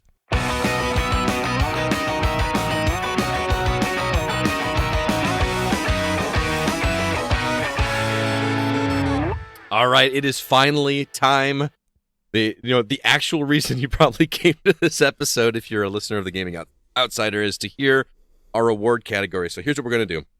Before we get to our top 10 and our voting and all that, Zack puts together each year a list of our own categories. Because, we talked in the past about how if we ran the Game Awards, what categories would we do and all that. So we have our own categories. So we're going to kick things off with the best new franchise of 2023. What do you think is the best new franchise of 2023? CB, we're going to start with you. Starfield. Wow, that's bold. All right. As far as new franchises go, didn't really play any other new ones. Okay. It's all sequels. Well, it's all Starfield is somewhat of CB's dream game since I've known him, so it just makes a lot of sense. Yeah, dude, I remember sitting down and when they did the reveal, I was sitting in his living room watching that reveal. Got up and ran around like a crazy person. Not exaggerating. He was like pacing in the room. He was so freaking excited. It's time. God, Howard, please. Yes, God, Howard, our Lord and Savior. My favorite new franchise, Cookie Cutter, man. And I say franchise because I know more is coming. So you're a cookie cutter man. I am a cookie cutter man, dude. I'm gonna get in there soon here. He's ride or die for Cookie Cutter. That's right. You're gonna get up in those guts. Oh my god, a lot of guts. A lot of guts in that game. Yeah, that game looks awesome. It does. It looks great. I know I'm probably overselling it to everybody, but I really hope you guys give that game a shot and see what is just so glorious about how fun it is. What was that? Cool. What was that Metroidvania from a couple of years ago that we both really, really liked, and I had in my list and in some spots? It was Doctor something Brigade.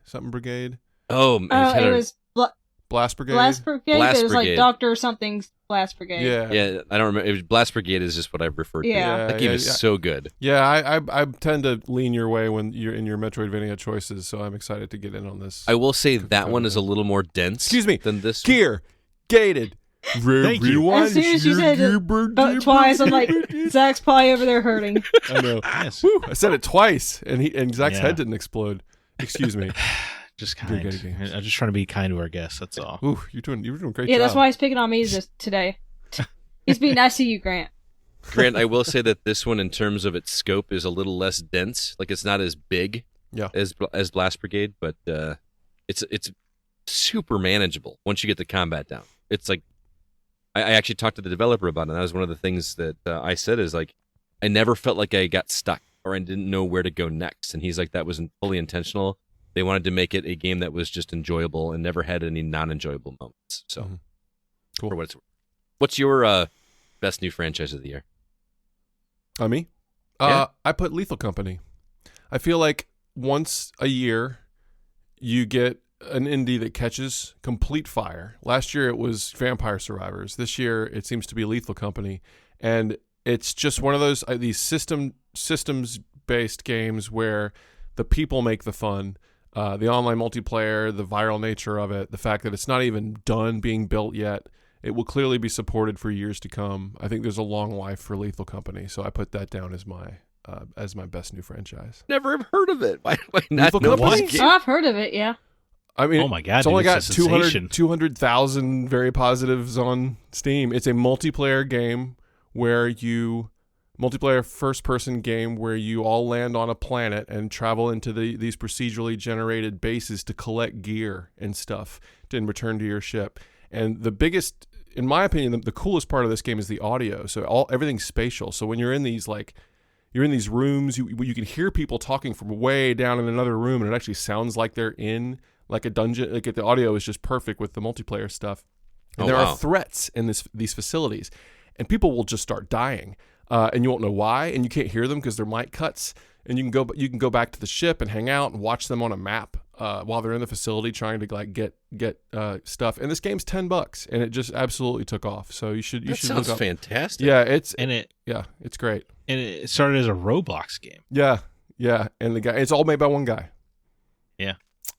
Who is now a multimillionaire. Oh yeah, he's doing fine. I'm sure he's beefing his team up. The game's still in early access. It's $10. Right. Yeah, so it's one of the most. It's an early access game that's already one of the most concurrently played games of the year. Like that's of last year. That's crazy. But absolutely worth diving into. It's so hilarious. The game creates comedic timing somehow. If you just go on YouTube and search for this, and is that the one where the killer ladder that was all over TikTok, or this?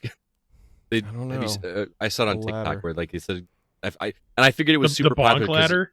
Yes, where like they set it up and then it just falls and it actually killed somebody and they lost contact with the guy. Oh, that probably is from that game. Yeah, I don't remember. I don't know about a ladder. I just remember I didn't even know what the game was and I thought it was hilarious. So, well, the spatial audio stuff reminds me of Pandora Tomorrow back on Xbox, where you'd have to like whisper to your team when you're on the stealth side. Oh, that's cool. So the people playing as mercenaries couldn't hear you, and then if you grab them, you could like talk crap to the bad guys, while you have them at knife point. Oh, that's cool. That's cool. It was How a great do time. that stuff in multiplayer games now? I guess they are. most people do like Discord and stuff, right? You kind of just have to be in the spirit of it. Yep. But Lethal Company seems to have enraptured people. Yeah, it's equal parts scary and funny, I think, and that's a really good. If you can nail that, you've kind of got people. It's not too scary, but you'll hear people be like, "Oh my god, he's in here! He's it," and then the radio goes dead. You know, like dude, it's very. I've only seen stuff on YouTube, but that just seems like the most fun part is somebody getting cut off in the middle of saying something. Yeah, or they'll be like totally unrelated, be like, "Yeah, man, I think I might get some nut." And then they're just gone. What happened? You know. Anyway, that's good stuff. Is it only on Steam? Yes, at the moment. I'm sure they'll bring it to other stuff later. But all right, Zach, best new franchise of the year. Should I let Alyssa go before me since she kind of skipped her in the format there? Yeah, I noticed my name wasn't there. I fixed it on last year. Yeah, because I think Alyssa wasn't here, so I went was here last year. I'm sorry. You have no. I think I remember the same skip is what I'm trying to say. No. Here's what happened: is I made a copy of the format for myself that I could just make my own notes on there without making everybody else see my own notes, and I added her on that. I did not add her on your guys, so I have it on mine. I'm sitting here like, why are you guys not seeing my changes? But that's why. All right, I guess we'll just trust you going forward. Yeah. Okay. So is it my turn or Zach's? Zach's turn. Okay. All right. I'm going to go with, it wasn't even on my list, but I'm going to go with El Paso Elsewhere. Oh, because Max Payne, love letter, we'll say. But I think it's got a lot of, I don't know if it'll be a franchise, but I think there could be a lot of refinements in a second entry that would be very, very exciting. So all right, cool. El Paso Elsewhere, a great start to bring back this, slow-mo bullet dodging PC style shooters, man. I'm in. All right. Looks Alyssa? really cool. Okay, this one might be cheating a little bit, but Sea of Stars, I know, like, the studio said all their games will be connected somehow. But I would feel still like count that. Yeah, that's I my feel like Sea of Stars could get a sequel, either expand the story or have a different cast, and still go on that journey. Like, I was really enthralled by this game, and I would definitely play a sequel if they made one. I actually considered that for this category, but I didn't play enough of it to really count it. So that was a personal thing. But, yeah. See, I considered it as well, but I got hung up on what Alyssa almost got hung up on, where I was like, well, The Messenger, right? Isn't that like the first? Yeah. But I guess it's technically not. Yeah, it's tangential. Is that the right word? Well, I would. They're pretty heavily connected later, but. Oh, okay. But no, Sea of Stars. It doesn't say The Messenger : Sea of Stars, right? So. Right. Mm-hmm. I put a needless restriction on myself. I forgot I have a physical copy of that game coming through my Kickstarter that I did. So that's kind of rad. That is cool. Yeah.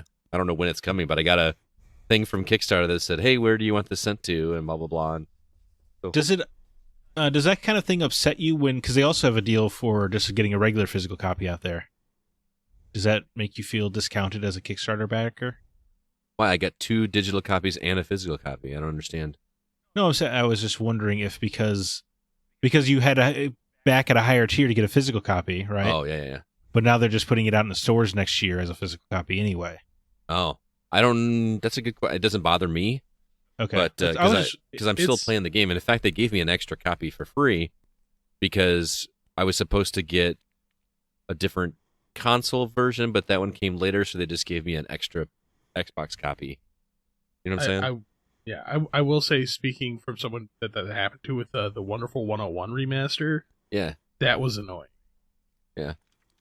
Well, that one's also a bigger developer. I was just wondering because I've met people that get annoyed by it and people that don't, so I was just curious. I don't think it would bother me per se. But. If I didn't have the ability to play the game, I might have been annoyed. You know what I mean? Granted, that game came on Xbox Game Pass as well, so it wouldn't have really mattered. But I don't know. It doesn't bother me too much since I got to play the game. Yeah. All right. Biggest surprise of 2023. I'm going to kick this one off with Dave the Diver because who knew I was going to like a fishing game? I hate fishing minigames, and this game is nothing but fishing and minigames, and it was in my top 10. So that was a big surprise for me. Yeah, that's great. That's a great point. Heard good things. Grant? Yeah. I'm going to put what I feel is the obvious choice. I was going to put Rhythm Sprout, which I don't know if you guys played, but it's my favorite rhythm game from last year. No. It combines really cute fruit-shaped characters and kind of cute Japanese aesthetic with brutal frickin' metal tracks, which is hilarious to me. It. So I love that. That's great. I'm just gonna plug it, but that's not my actual answer. My actual answer is Super Mario Wonder, because that thing came out of nowhere. It was like, did not expect it. They announced it, and it came out, and it was unlike anything we've seen. That's my actual answer. I feel like that surprised me to death. I did not expect them to just drop a completely new, re-envisioned 2D Mario game of that. That's a good quality. call, too, because I feel like that trailer was totally unexpected during that direct. And I feel like that trailer did not do the game justice to just how wonderful those levels were and just how insanely fun and what a big smile each one put on my face. Yeah. Yep. Good call. Alyssa? Okay, I'm just scraping by with this one, because it was at the end of the year. The Super Mario RPG, because I did not know if I was going to like it, and when I first started playing it, I'm like, am I going to even want to finish this? But then I fell in love with it afterwards. So I'm glad I played it. Nice. And now I can say I'm a fan of the Super Mario RPG games, at least, or the first one. Definitely want to play more now, both RPG and I want to try a platforming game. But yeah, that was a surprise for me. Paper Mario. Just do it. Yeah, I do want to play that one as well. Yeah. Zack? I'm gonna go with Sea of Stars for me. I had no connection to the Messenger, but I thought Sea of Stars obviously looked very good, but I did not anticipate getting into it this much. I could also almost just give this award to Wheels inside of Sea of Stars. So I played the hell out of Wheels. I love that minigame. I beat every opponent I could. I wish there were more. I wish there was a whole remember Wheels. You texted me about Wheels. You're like, how far are you in Wheels? I'm like, I've failed every single table so far. And you're like, what? I've beat them all. The way people felt about Gwent in Witcher is how I feel about Wheels, man. I loved it. But the game itself, I just thought was great. I wanted to do everything in it. I built up my whole town. I did everything I could. And adding to the surprise is that I would love an RPG like this much, where I don't care about the story. Like, I thought the story was fine. But even despite that, even with my predilection towards needing a story to get through, I thought Sea of Stars was just so fun, so often, and one of the best combat systems in a turn-based game I've played. That I just wanted to do everything I could in the whole game. Nice. Cool. And CB. Alien Dark Descent. Yeah, because you did not think you were going to like, because you hate XCOM. No. I do not like tactics-based games. That game, wow. Hit me hard. I want more. So the formula to get CB to like a genre that he does not like is to slap the Aliens franchise Xenomorph on it. Or Godzilla. Or Godzilla. Either or. Yeah. Good call. Good call. I got to try it. I hear it's really hard, though. It's not easy. Yeah. And I suck. Most underrated games of 2023. This is games that probably wouldn't make our top 10 list, but deserve to be recognized. I only have one, but Grant, what do you got? Oh, I only put one too. I put Talos Principle 2. It's probably almost more of like an under the radar thing than underrated, I think, but maybe that's kind of the same thing. It came out at a really dense time, and I was a huge Talos Principle. The original was one of my all-time favorite games. There really wasn't an undense or a not dense part of 2023. Yeah, the back half of this year was rough, but Talos Principle 2, in terms of narrative and puzzle design and graphics, like it's up there with the first one. Voice acting, some of the best I've ever heard. So many lines, great story about stuff I won't get into unless you want the brief, but if you like brutal puzzles, I did just look up puzzles towards the end of the game because I needed to see the end of the game because I was not good enough to finish them. It sort of picks up for where the first one ended and keeps getting more complex. But I loved it, and I feel like it's not seen by a lot of people, so really nice. Alyssa? I've got 3. The first one is This Way Madness Lies. Very charming. I love magical girls. Incorporate Shakespeare and eldritch horrors in a game. It was very charming. I know Zack loved it as well. I'm surprised it's on my list, but not on yours. I struggled. It was so hard making my list. Like, I almost put it on there. Very charming. It's just, it's great. Okay. Then Saint Maker, great visual novel. Like, just, it's a horror visual novel, but it's not scary in the traditional way. It's much more psychological. Sound effects are great. Story had me enraptured. What game's that? Saint Maker. Saint Maker. Okay. Really good visual novel experience. And then Frank and Drake. This game is really hard to describe. You have to play it to really get it, but it's just so interesting, and the way the story diverges depending on every single choice you make. You could play this game so many times to get a different ending each time, and it's just so unique. The storyline is like nothing I've seen in a while, so that's another one I would highly recommend playing. I remember you talking about that one very highly. So those are my 3. Yeah. Okay. Cool. Zach? Well, I guess I'll throw out a shout out to El Paso Elsewhere, but I guess I kind of already did that. But Light in the Darkness, I think, deserves a mention. That's the game where you play as a Jewish boy during the Holocaust, during the Nazi occupation of Vichy's France. A very harrowing journey that I think everyone kind of owes it to themselves to play through, because it's free for everybody. You get achievements and trophies if you need that, Scott. and it's over in like 90 minutes, but it's just I need to play that. Just being in the Jewish shoes while all of your closest friends are betraying you, basically to make sure that their life is easier, is pretty harsh. And but I think it's worth experiencing. That's a good drop. Is that a game, or is it more? Yeah, it's certainly it's kind of like an adventure game-ish thing. Yeah, cool. But it's an easy sell because it's free. Totally. Yeah. And then the last one the making of Karateka. Or Karateka. Yeah, that's on my list. Jordan Mechner to play. Doesn't know how to play. Yeah. It's very good.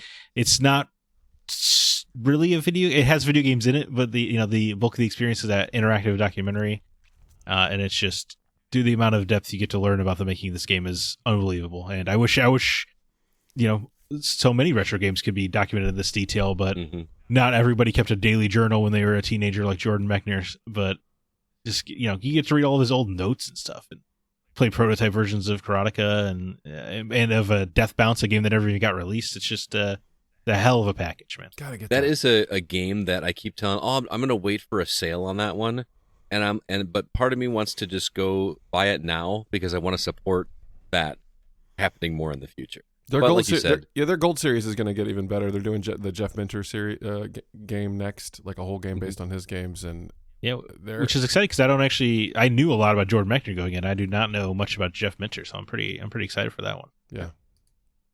CB. Ooh, as far as underrated games for me this year that didn't make my list, Jedi Survivor. Underrated? You think you liked it? I enjoyed it.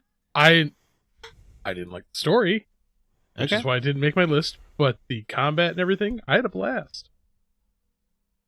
Just forget the story. Just skip all the cutscenes. Yeah. All right. Mine was, I don't even know if underrated counts, but it wasn't on my list. But it got lots of recognition, but Viewfinder. Yeah. I feel like it was a great game that just isn't going to be in a top 10, I believe. It was such a clever game. As soon as I saw the trailer for that game, I had to play it. And it didn't satisfy as much as like a Portal game does. But it was still pretty solid. I still keep forgetting to play that one. Oh, man. It's something. I mean, it's only PC, right? I can loan you my Steam Deck. I know. Try it. Yeah. I want to. So, yeah, it's a great game. Next one is most disappointing game of 2023. This was the easiest one for me on this list, I think. But and I'm going to be shocked if the one I chose is not on y'all's list. But Alyssa? Mine was Jedi Survivor because of the story. Okay. Combat was still fun, but the story is a huge step down from the first game.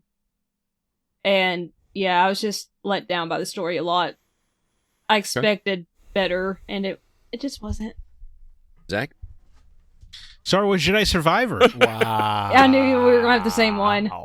The gameplay, like Alyssa was saying, is still great in a lot of ways. It should have really spoken to me. I mean, the base planet is a Wild West town. This should have been all up in my business. But the story is just so profoundly disappointing. The pacing issues of the story are everywhere. I mean, it is a 12-hour story stretched into 36 hours. It is no good. and which is very disappointing because there's one thing in particular that happens that I really wanted to happen ever since the first game, and it happens, and it still didn't feel like a satisfying story. It just, and it felt it needed to hit that brand synergy and tie into the High Republic as well a little too hard. It's just, very disappointing. CB? Hey, you guys feel how you want. Atomic Heart. That was mine. I mean, I almost said that, but I only played like maybe an hour of it. Yeah, but that's the problem. I was so hyped on this game. Yeah. I was too. And I was like, this game is awful. Do you remember that first trailer where you were fighting that giant sphere orb thing?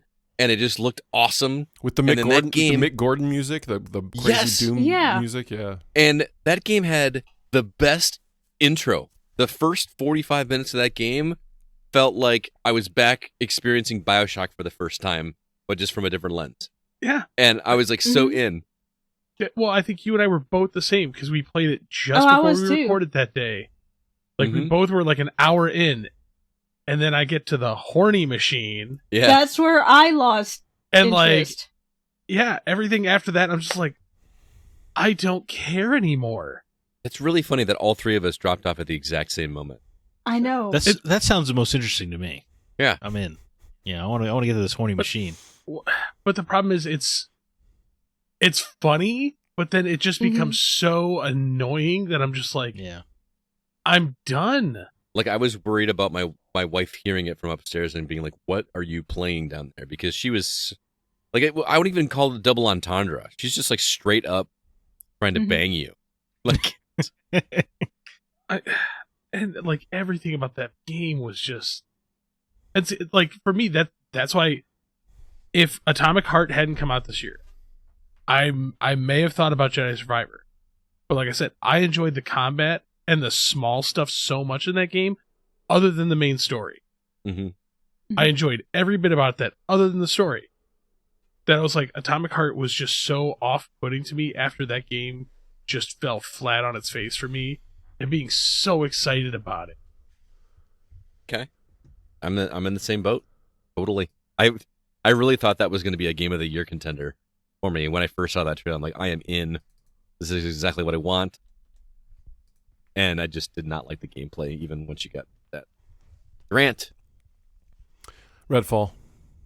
Ooh, I didn't play it, so I forgot that even came out. Yeah. And I love vampires, and I just didn't touch it. Yeah, like everything about it, like the pedigree just gave me hope. Like I didn't even question that it should be a fun time, and it was half done. It was half baked. Maybe they've changed it since then, but it was just so boring, and glitchy and weird, and not what you'd expect from the Dishonored folks. So that's my pick. Interesting. I think that was on a lot of people's. I saw that on sale on like Best Buy or whatever for like $3. Oh yeah. Isn't that a Game Pass? Yeah. Game? Yeah. So like, that's probably why. But all right, we're getting towards the end of the award categories. No, we're not. Holy cow! I was gonna what are you just talking scroll about? down. We're at the end of the page. Any games that you regret not checking out back in 2023? CB? Oh, I got 3 quick ones, and I'm ashamed of all 3. Sea of Stars, RoboCop. Yeah, I'm surprised by that one. Baldur's Gate 3. You own it. I know. You own it. That's good. That's crazy. Well, first one actually is not true anymore. But Dredge is a game I regretted not playing because I heard lots of good things about that. But I did download the demo this past week. I should have talked about the games I've been playing. I'm sold on that game. I'm just waiting for my backlog to clear a little bit because I need to play. Zach, you would like Dredge. The way they do storytelling in that game is really cool. And the animation is awesome.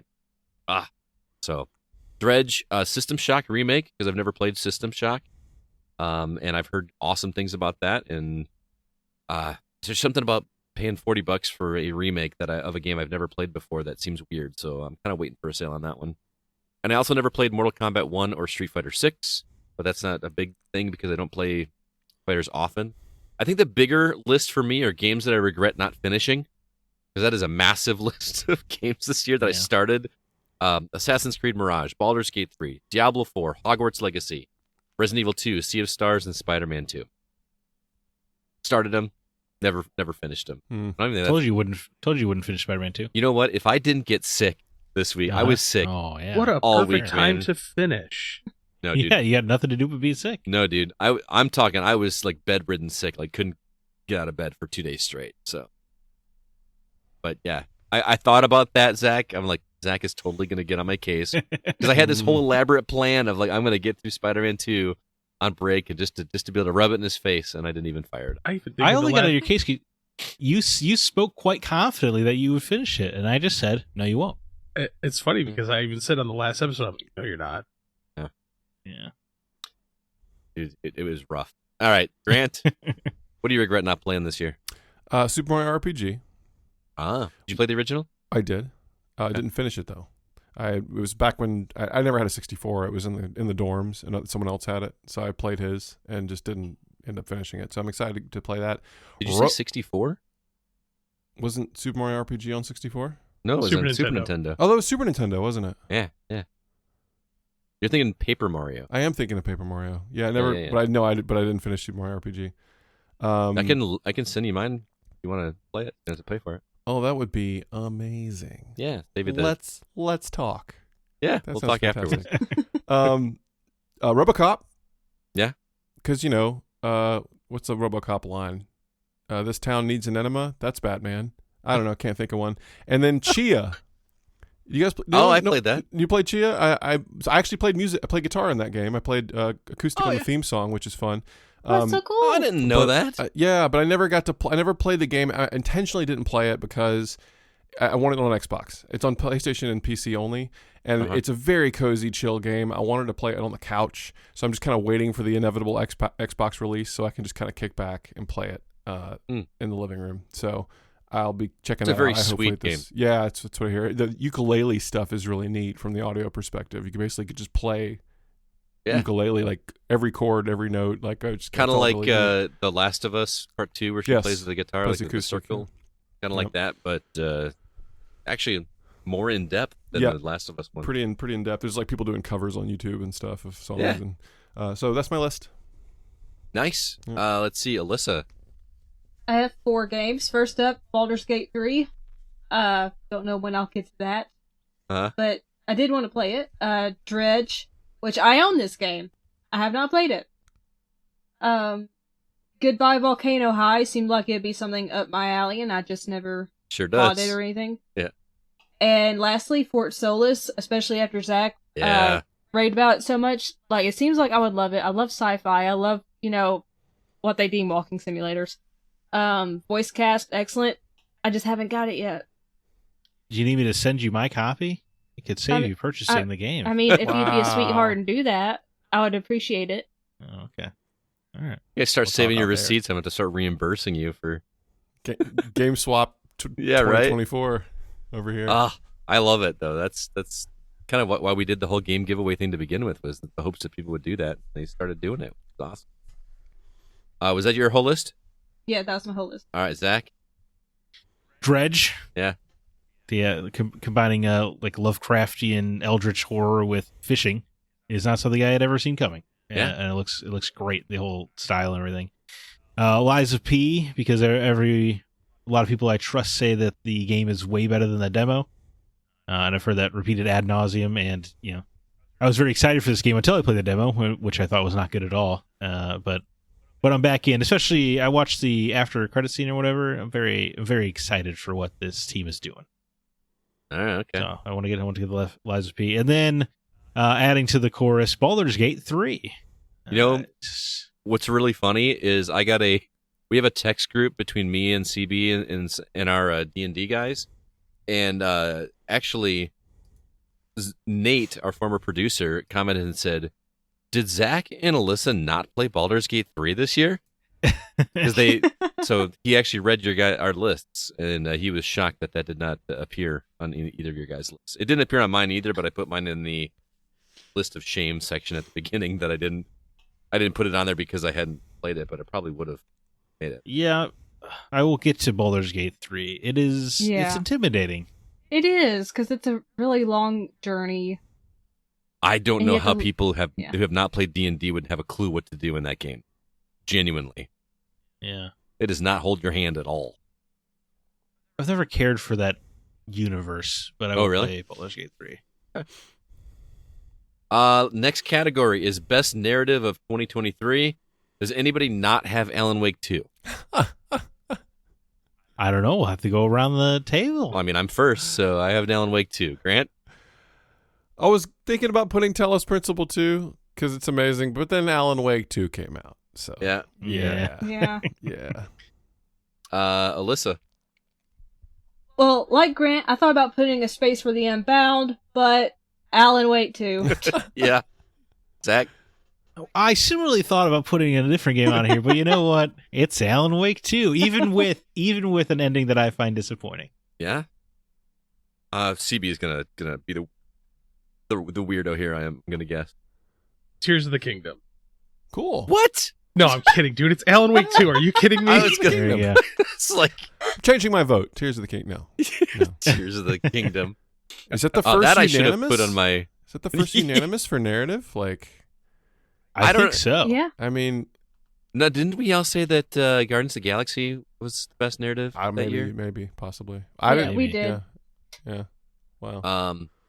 Yeah, that's a clean sweep. I figured that was going to be the case there. I think it's just there's just something needs to be said about how that story's told. I've tried to pay attention to, like, I know how I played the characters back and forth, switching and when I did it, but gosh, they really accounted for all situations, and there's this thing in storytelling where you get a clue for something and that might be a thing, and then you get another clue and that might be a thing, and then they tell you the thing is the thing, and it's exciting, and it wasn't really that exciting. It's just they gave you clues. There were things that kind of steered you. It's about the journey, of learning about all this stuff. And boy, that game just did it so well. Plus, I think CB did it one of the better ways. Like, he played the remake of the original right before he popped in too, so he had all that stuff still fresh in his mind, which I didn't even remember all that stuff from the original. Yeah, game, I played. So Control's in my top 5 ever, and we'd played all the DLC related stuff before the game. And Alan Wake, I played about 5 hours of it, and I just hated playing it. Like, I didn't enjoy the act of playing the game. So my wife and I actually just went and did the whole, like, YouTube cutscene thing for Alan Wake 1, because we really wanted to be informed going into this game, and I'm really glad we did. But I just didn't like playing the first Alan Wake. Maybe I'm an outlier there, but I didn't like playing the Alan Wake portions of Alan Wake 2. So. Oh, okay, interesting. Okay. Yeah. But I also am in the minority of that as well. I liked experiencing it, just didn't like playing it. Oh. All right, best retreading of old ground. That can be however you interpret it. Grant. Well, I interpreted it as Metroid Prime Remastered. I don't know what you guys did, but Yeah. I'm just, it's my favorite game of all time, and I can't believe what they everything I would have wanted them to do, they did. And it also doesn't look like something that should exist on Switch. It's rare that you play a Switch game and you just stop and look at it and go, wow, like, how is this possible? And Remastered, all their baked lighting stuff, like, they really nailed it. It makes me excited for, hopefully, the remasters of the other two, and of course Prime 4, but that was just awesome. So that's my interpretation. All right. And Alyssa. I'm going to say Dead Space. All right. Because still excellent, but, giving Isaac a voice, having the zero-G elements in this one, the little extra story stuff they added, just made it feel fresh and like a new experience. It's really what you way, want from a remake, right? You want to feel like you played it or playing it for the first time. Yeah, but it's still familiar, but you feel like you're playing something new at the same time. They modernized it in some interesting ways, like the door unlocking mechanics. Like, there's just some stuff they did, quality of life stuff they fixed up. All the asteroid crap from the first game. Oh, yeah. Like, they really fixed that stuff up, and it actually it's like, I feel like about with Remastered, it makes you feel, it plays like you remember the first one feeling. Yeah. But it's just a new age, with better televisions. And they didn't just, like, remove that section. They completely rebuilt it from the ground up in a more interesting way. Yeah. I just love it. So I'm going to jump the line here and just say I had the same one for the same reasons we already said. But, Zach? I was torn between Resident Evil 4 and Dead Space. I think Resident Evil 4 is the better game, but I think Dead Space, similar to what you guys are saying, the improvements made it so where I don't feel like I ever am going to need to play the original Dead Space anymore. Oh, that's a good point. Yeah. Yeah. You know, like if I'm replaying the series, especially with Isaac talks now and the characters actually behave in a human way because of that. So I just don't feel. I feel like it almost replaces the original, which no dirt on Visceral. This game would not exist without the original, obviously, but Right. it's close enough. But it's the improvements it makes our quality of life, oriented, and having the free floating 0G, I think, makes a huge difference in the hopping from wall to wall kind of thing. You think Dead Space 2 is inevitable? Oh, yeah. There's no way it doesn't happen. I hope so. The sales on this are kind of soft. Are they? Were they? Yeah. Mm-hmm. So I hope because EA seems to, I don't know why you can't dunk on EA anymore. They're doing the right thing. They're doing single player games. They're giving you value for your dollar when it comes to them. So hopefully Dead Space 2 does come. Yes. Okay. And CB. Well, I was kind of torn between Assassin's Creed Mirage because essentially it was just a DLC. Yeah. Of course. No, I get you. Yeah. Absolutely. I didn't think about that, but yeah. Yeah. Well, I mean, I legitimately thought about this for a bit because I was like, well, there's Assassin's Creed Mirage, which is that. Tears of the Kingdom, which is essentially just that. Yeah. And but no, for me, like the more I thought about it, yeah, I agree, dude. It's Dead Space remake all day long. It's the only game this year that I played through and then immediately played a second time. Yeah. Yeah. I haven't done that in a while. But yeah. The market for a good game. Yeah. All right, coolest new character. Zach, you were first off the bat, man. Oh, it's Afia Manicato, the lead of Shadow Gambit.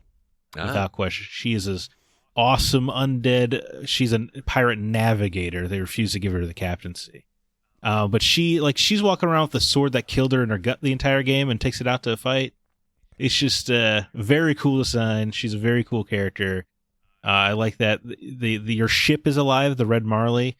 But Afia kind of pushes back on her in interesting ways. They have a great dynamic, and I just think, I think Afia is a great character, and it is a shame that we'll never have any more Shadow Gambit. Every time I hear that game name, I just get sad because even though I haven't played them, that just seems such a sad story.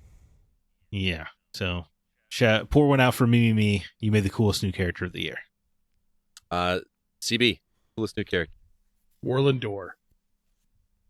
Oh man, that's good. That's a good choice. I don't remember. You're gonna have to remind me. The talk He's show the host. talk show host, yeah.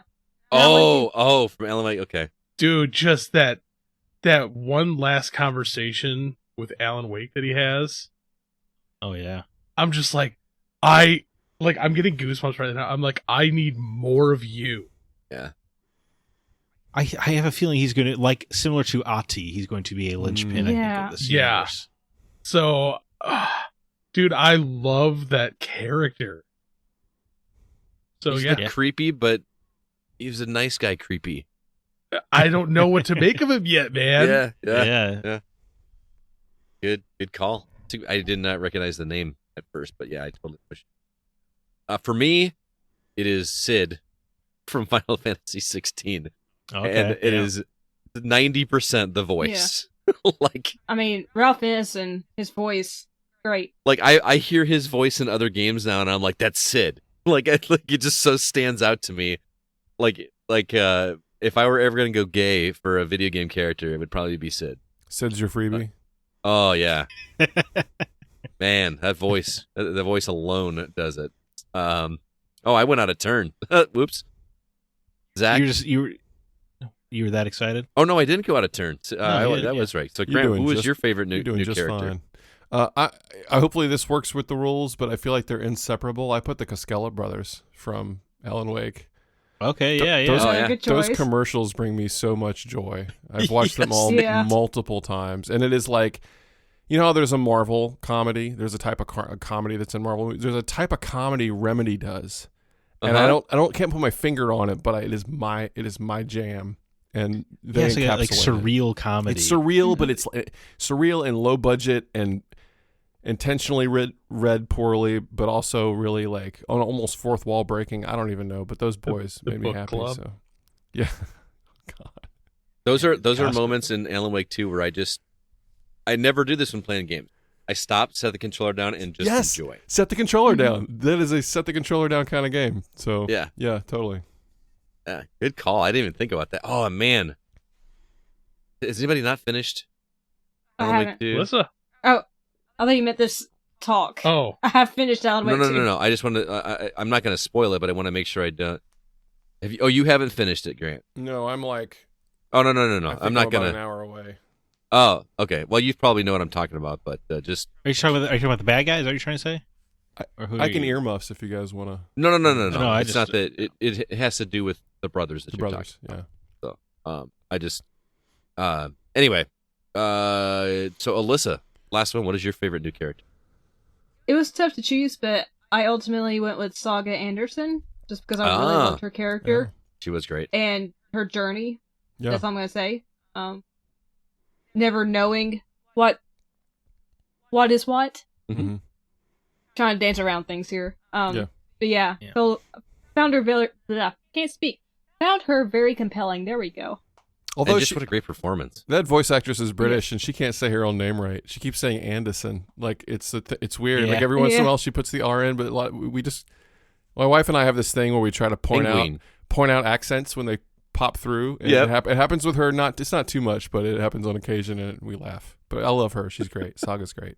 That actress is great. We dedicated this award in honor of Alex Casey, R.I.P. James McCaffrey. Oh, yeah. All right, the next award we've got is normally I totally wouldn't be into this award, which is basically like, what's a game that you enjoyed that you normally otherwise probably wouldn't? CB, you were first. I think I already know. Yeah, Alien Dark Descent. Yeah. Mine was Dave the Diver, like a full-on fishing game, and I liked it. Grant, did you have one? Yeah, I don't normally do visual novels, which is one of the reasons that I always enjoy listening to Alyssa's reviews, because I feel like I get a nice scoop on all the hot visual novel stuff, especially the horror stuff, which is cool. But I put Tron Identity because it's one. That's one I wanted to play. It was really neat. Yeah. It's very short. I think the idea is it's supposed to be not episodic, but it's not a very long game. But I just love Tron is in my blood, and I really enjoyed it. I thought it was a lot of fun, so that was cool to play. Is it a Mike Bithell game? Yes, it is. It is, yeah. Yep. I love when somebody says something and we all just go, yeah. It's really funny. I forgot about that game. I thought that was a 2022 game, honestly. Nobody played it? No. Okay. I requested it, but they didn't give us a review. Yeah. I'm sure that'll go on sale. I've played every other Bithell game, so I guess I should get to it. Yeah. It's not very long. Yeah, it's pretty short. No, I feel like it's just like, I don't know, it's slipped through the cracks, I guess. Everybody likes Tron. Yeah. As they should. Yeah. So good. I've recently rewatched both of them. Oh, man. They're both good for like different reasons. They are. Yeah. Let's see. Who's up? Alyssa. I have liked a couple of games. Well, when I say a couple of games, I mean, I like Doom and Doom Eternal. But Warhammer 40,000 Bolt Gun. Oh, yeah. I had a blast playing this, and I was not expecting to play this game. But I loved it, and I love that there's a dedicated Rahul Kohli button that you could just spam the entire game. He just, curses out the enemies the entire time. I loved it. Just wreaking havoc, making enemies explode. It was great. Just a lot of fun. Is that a, what we call a boomer shooter? Yes. That genre is? Yeah. Kind of missed that. It's on Game Pass. Like I kind of forgot it was out. Is it? Yeah. It's on Game Pass? Yeah. I didn't know it was on Game Pass. It's the Warhammer Bolt. What's it called? Bolt Gun. Bolt Gun. It's on. Yeah, I saw it the other day. I was like, I totally forgot they put it out there. So I gotta give that a shot. I love those games. I'm any boomer shooter. I'm total side tangent. Alyssa reminded me of this when she was talking about the violence and just like a violent shooter button whatever. Back to RoboCop for just 1 second, Zack. You know how you hate skill trees in video games? Sure do. There is a skill tree in RoboCop Rogue City. However, one of the perks is just makes the kills more gory. Like that is just one of the slots. I'm into that. I just thought that was. Don't get me wrong. There's still like, this one increases my damage by 5%, and this one, you know. But there's like one at the end, or there's two different ways to upgrade it. One of them is this one that is just straight up makes your kills more gory, and I just thought that was. It's like that perk in Fallout. Yeah, Bloody Mess or whatever. Bloody Mess. Yep. Yeah. Isn't it like a picture of him like snapping his fingers and it's just like an explosion right next to his hand? Yeah, something like that. All right, Zach. What game did you dig that you would not totally be into normally? Hogwarts Legacy. What? It is so much. It has a gear system, an open world checklist, and it has one of the most useless skill trees I've ever seen. It is a kind of open world game I am constantly complaining about on this show. But you love it. But I thought it was great. And I guess it's just the license, right? So probably, Hogwarts Legacy 2 might be a tougher sell. Yeah. But because I pretty much ignored the gear system. I didn't upgrade anything in the skill tree. And I did very little of the checklisting.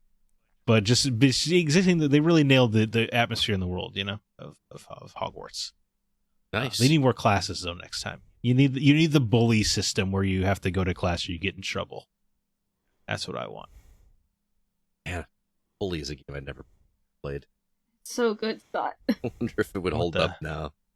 Absolutely. You think so? They should Play it on 360. Should remake that. I own it. They should remake that. They should. Well, the way Rockstar would do it is they would just port it pretty straight up and charge you $50 for it. Probably. And it would be like a really crappy port. Yeah. Well, they can't possibly do the GTA thing again. All right, the next category is best tunes to chill with.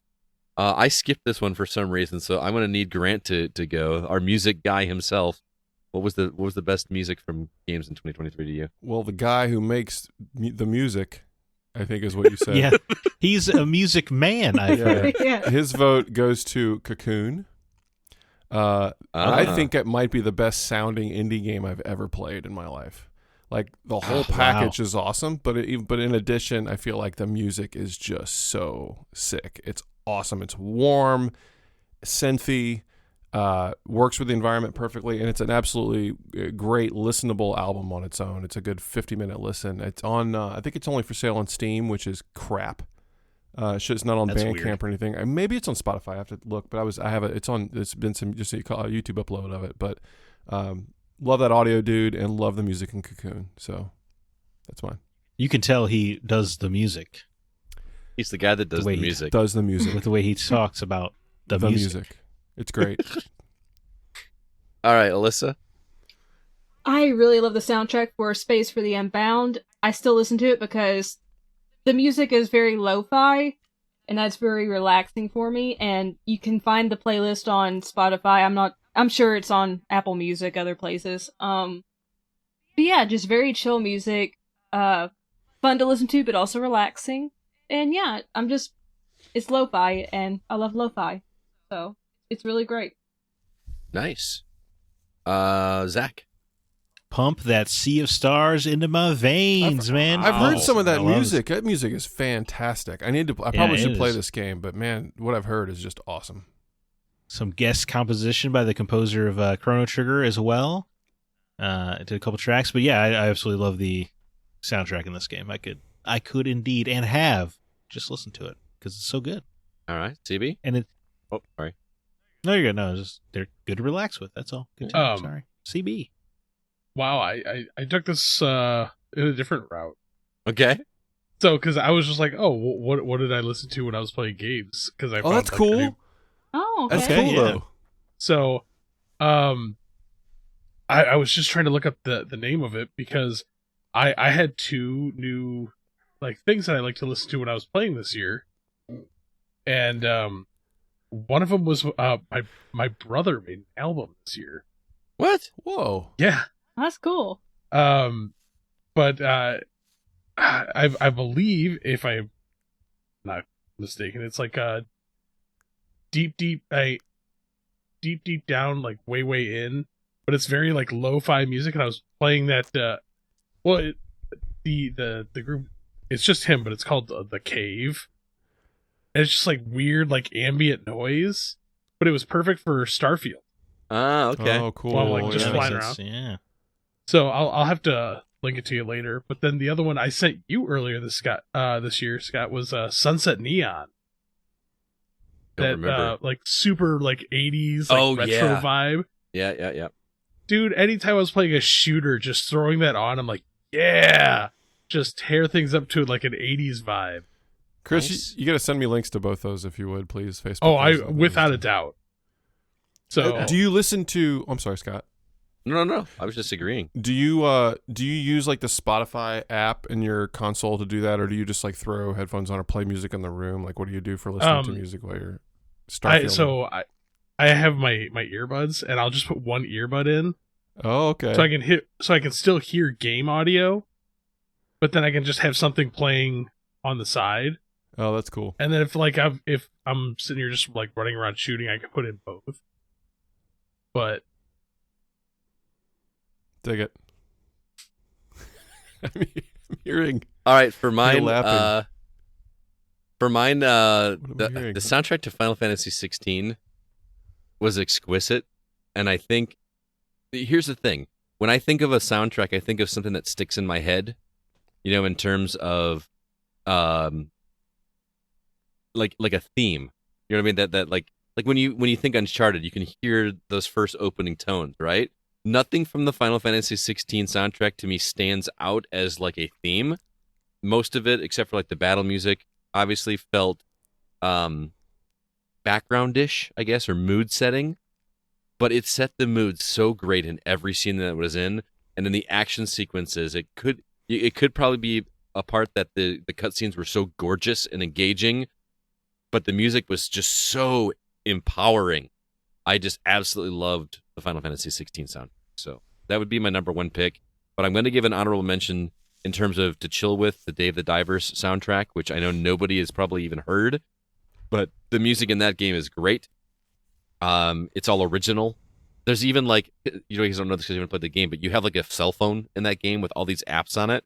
And one of the apps is like an iTunes, basically, where you every time you get to a new section of the game and it has a new theme song for that section of the game, it adds that to your playlist as like an icon, and you get to go and like listen to it, whatever.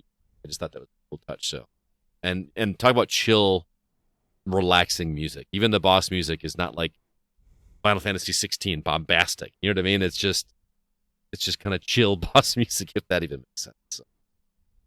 All right. Best new waifu / husbando award, which, Zach, how do you interpret that? Just the hottest character? Yeah, so it's who you want to marry. It's right there in the name. Okay. Just wanted to make sure. Husbando is such a great word. That's all. I feel that Zach and I may be on the same wavelength with one of ours. Ooh, I don't know. Well, let's start with Grant and see what he said. What did I say? Well, first I'll say, Scott, if you don't put Sid in this category, I'm going to be very disappointed. But I did not, but it rhymes. I put Pura from Zelda. Oh yeah, like she basically runs the. Everything about her is amazing. First of all, this style of character is so frustrating because they'll put like a younger woman's face on this like adult body, and it makes everything confusing. And then you just look away and go do something else. But like she is legit hundreds of years old or whatever, and has just been sort of reborn. She can make anything. She super freaking crazy style. Like she's just the whole package. Super nerdy, and I think Pura is awesome. That's all. So that's my answer. Is she the scientist? Yeah, she's a scientist who lives at can't remember the name of the main hub, but she's sort of always there near the observatory. The Hateno Village, maybe. I can't remember. I'm trying to remember Breath of the Wild. I can't. Yeah, it was the one right in front of the castle. I just can't remember what it's called. Okay, gotcha. All right, Alyssa. Okay, I didn't even think about Sid or Clive from Final Fantasy 16. They'd be runners up. But I chose Luis from Resident Evil 4 because I had never played Resident Evil 4 before this year. So it's new to me. And Luis is new to me. And I just fell for him when I was playing the game. Wow. He's got a great jacket. All right. He had amazing style, yes. All right, Zach. Well, similarly from Resident Evil 4, I feel like I'm disappointing CB somehow, but I'm going to go with Ashley Graham, man. She's totally transformed. She's not at all like the original. Hell, Okay. you are so right, man. Ashley was the reason that I could barely finish the first game. I know, and she's great in and this she's a one. lot better in this one. So Yeah, and she's an actual person, I think. I appreciate her little flirtations with Leon, even though he keeps shutting her down. But I appreciate she ain't giving up. Leon's such a tool. And if you go to those Target practice rooms, and the way she hops up on that barrel and crosses her legs, and she's trying to entice Leon, okay, and it's working on me. So Ashley Graham is my new waifu. Interesting. Barrel sit of 2023. Best barrel 2024. Best use of barrels in video games in 2023. All right, CB, I am assuming it's not Ashley. No, Professor Garlic. Oh yeah, dude. Okay, I understand. Yeah, the pull of Professor Garlic. Yeah, that woman. I saw the memes. I never got to her, so I have no idea. Oh. But, She's well figured. yeah. Tend that garden. Oh my god. I didn't even realize the humor behind my pick, Grant, because you said if it's not Sid, you were going to have questions. But funnily enough, mine does rhyme with Sid, and it is Mid from Final Fantasy 16. The man who would be your freebie, you're going to go after his daughter like that? Yeah, dude. It is an awfully... he wants that whole family wrapped up. No. First off, it's a mid choice, man. Dude. No, there's nothing good about her. But it is not even just what she looks like, because that long, like, braid, she's got a long, really long braid. That look is amazing, but just her attitude, everything about her was, yeah. And the accent, I assume. And the accent, of course. You're a big accent guy. I am a big accent guy. So Mid. If you have no idea what I'm talking about, go look up a YouTube video of just like clips of Mid. She is all right, and our last category before we get to our personal favorites is the best, well damn, I won't be forgetting that anytime soon award. I have a feeling that we're gonna have a lot of overlap with this one as well, but you guys could surprise me. Zach, what is yours? I assume this is a clean sweep, though I could be speaking out of turn. It's We Sing. Yep. Alan Wake 2. That was mine as well. Nope. No, CB's got a different one. Okay. I'm waiting to see where everybody else is. It? Oh, you want me to go? I'll go. You want to go last, C? Yeah, sure. If everybody else is We Sing, I'll go last. Okay, mine's We Sing. I considered We Sing. I actually wrote it down as like my honorable mention. I put Viewfinder. Only because I feel like there's so much that has been done. So much has been done in video games over the years, but it takes a lot for you to go, holy crap, how do they do that? How do I process this? What am I supposed to do? And I feel like from a gameplay perspective, Viewfinder kind of blew my mind, like Portal did, but in a new way. That's a really good call too, because like I just can't even imagine developing that. Yeah. I don't know how to develop anyway, but like just the sheer way to pull that off without any bugs, without any like, could you imagine the play testing? No, can't. The quality control or whatever you call that for that game would just sounds nuts to me. Yeah, We Sing. I have an honorable mention as well, but CB, I want to know what yours is first. For me, and this is a callback to earlier in the year. That moment when you first go down a hole in Tears of the Kingdom. Oh, okay. Yeah. Wow. Zelda from I thought it was going to be like blasting into space in Starfield or something. Starfield, for me, I love a lot of things about it, but We Sing was cool. It's no Ashtray Maze. That's better. I agree. Yeah, definitely. I disagree with that one. It might be. I think they're kind of neck and neck for me. No, maybe. I don't know. Not even close. I don't know. Yeah. Anyway. But for me, being someone who loves old games and having that huge reveal kind of thing for you, when I first dove down into one of the holes in Tears of the Kingdom and like that whole thing happened, because I put a lot of time into Tears of the Kingdom this year, and that was like the first time that I'm like, there's so much more depth to this. Like I was, cute. But for me, like it felt like I was reliving one of those old school like NES moments. Yeah. And so for me, like, it was such a like breath of fresh air for that series to me. Like a Breath of the Wild? That was in my head too, Scott. How dare you? If you're actually saying it out loud. That's why I specifically Such a bad person for saying that. But it was just such a memorable moment for that game that, like, the rest of the game to me, I was kind of like, it's all right. But for me, that was like the defining moment for me in that game. That I'm like, this is so cool. I miss moments like that. I feel like the closest I've got to those like discovery moments. Remember we sat down and played Astalon together last year? Like those like reveals that just that show that there's like so much more game than you actually thought there was. Very cool. And I think the Wii Sing thing was kind of ruined for me by you, Scott. How did I ruin it? Just oversold it? You oversold it. All right, it was cool, but it wasn't that cool. I just want to comment on the Wii Sing thing, just because I don't play. I play most of the video games. I do not play with my wife because she doesn't play games. But Control is her favorite game. She'll tell you because it was just one of those, the story and the brutalism and everything. But she's been watching Alan Wake 2, and I had the system cranked really loud when we went into that chapter. And it was just the most mind-blowing thing for my house. It was just it was just like power metal volume on my receiver and just playing this whole thing. It was like, I'm pretty sure the cat was even watching, trying to figure out what was going on. It was great. So anyway, that was a pretty epic moment. Well, I'm sorry I oversold it for you, CB, but I figured you'd like the second one better. I legitimately did. Yeah. But for me, like, it was something unique. It was something different. But for me, the music for the Ashtray Maze and like how that plays out to me will always be the superior piece. Okay. All right.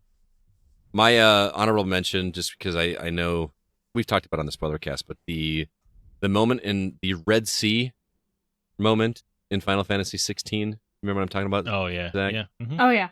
That was just one of the. I should look that up. It was just a. Game. Oh no! No, should look that up. Can't share it here. Yeah, I can't share it here, but there is a moment that is just, wow, this is actually happening, and I've never seen this before in a game, and it was amazing. So, all right, let's go ahead and that was our like made up categories for ourselves, and now we're going to go to finally our top personal games of 2023, which we are calling our 2023 Go Personal Favorites.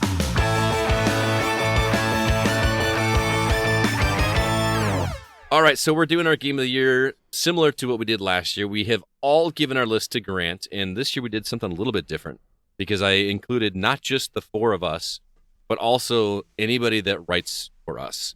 So I think Sean Coates got a list in there. Mark Szymanski got a list. Everybody was invited to. I don't even remember who all sent lists to Grant, but it's not just the four of us. It's us and the writers. And we're going to discuss those lists in an interesting way because Grant has provided a list for us of all the games that showed up on at least one of our top 10 lists. So I don't remember. Did we go through this entire list? Because this list seems massive. Did we go through it? What do you mean? Like, are you gonna read this entire list of games that I can read them I can read them quickly, just so we have them logged. These are the ones that were on one of your lists. On one of our lists. Now that being yours or mine, CB's, Zach's, Alyssa's, or anybody from the writing team that submitted a top 10 list. Actually, I think this is just you four. Oh, is it? Okay. Yeah, I think that was what was My originally. bad. Yeah. So I'll they just were read counted in the votes, right? Oh yeah. Yep. Okay. So yeah, I'll just read through these alphabetical order real quick. These are the ones up for points from you guys, and there were additional ones from the rest of the team as well. A Space for the Unbound, Alan Wake 2, Aliens Dark Descent, Assassin's Creed Mirage, Cookie Cutter, Curse of the Sea Rats. Who put that on there? Who put Cookie Cutter on this list? I snuck that in there. Crazy Taxi. No, I'm just kidding. Curse of the Sea Rats, Dave the Diver, Dead Space, Diablo 4, Dust and Neon, Ember Knights, Final Fantasy 16, Fire Emblem Engage, Fort Solace, Harmony, The Fall of Reverie, Hogwarts Legacy, Marvel's Spider-Man 2, Metroid Prime Remastered, Power Wash Simulator VR, Resident Evil 4, Sea of Stars, Season, A Letter to the Future, Shadow Gambit, The Cursed Crew, Starfield, Super Mario Bros. Wonder, Super Mario RPG, The Invincible, The Legends of Zelda, Tears of the Kingdom, This Way Madness Lies, and Wanted Dead. That's quite a list. Quite a I feel like list. that's our biggest list. It's a pretty big list. So a lot of diversity, right? Yeah. Mhm. You know, so we did 2 pirate games on there. That's interesting. Yeah. I don't know. There's not a lot of pirate games, I feel like. Yeah, what is 2024 going to be the year of? Right? Like, this Good was the question. year of the sci-fi The year- horror game, right? The year of layoffs. Oh, wow.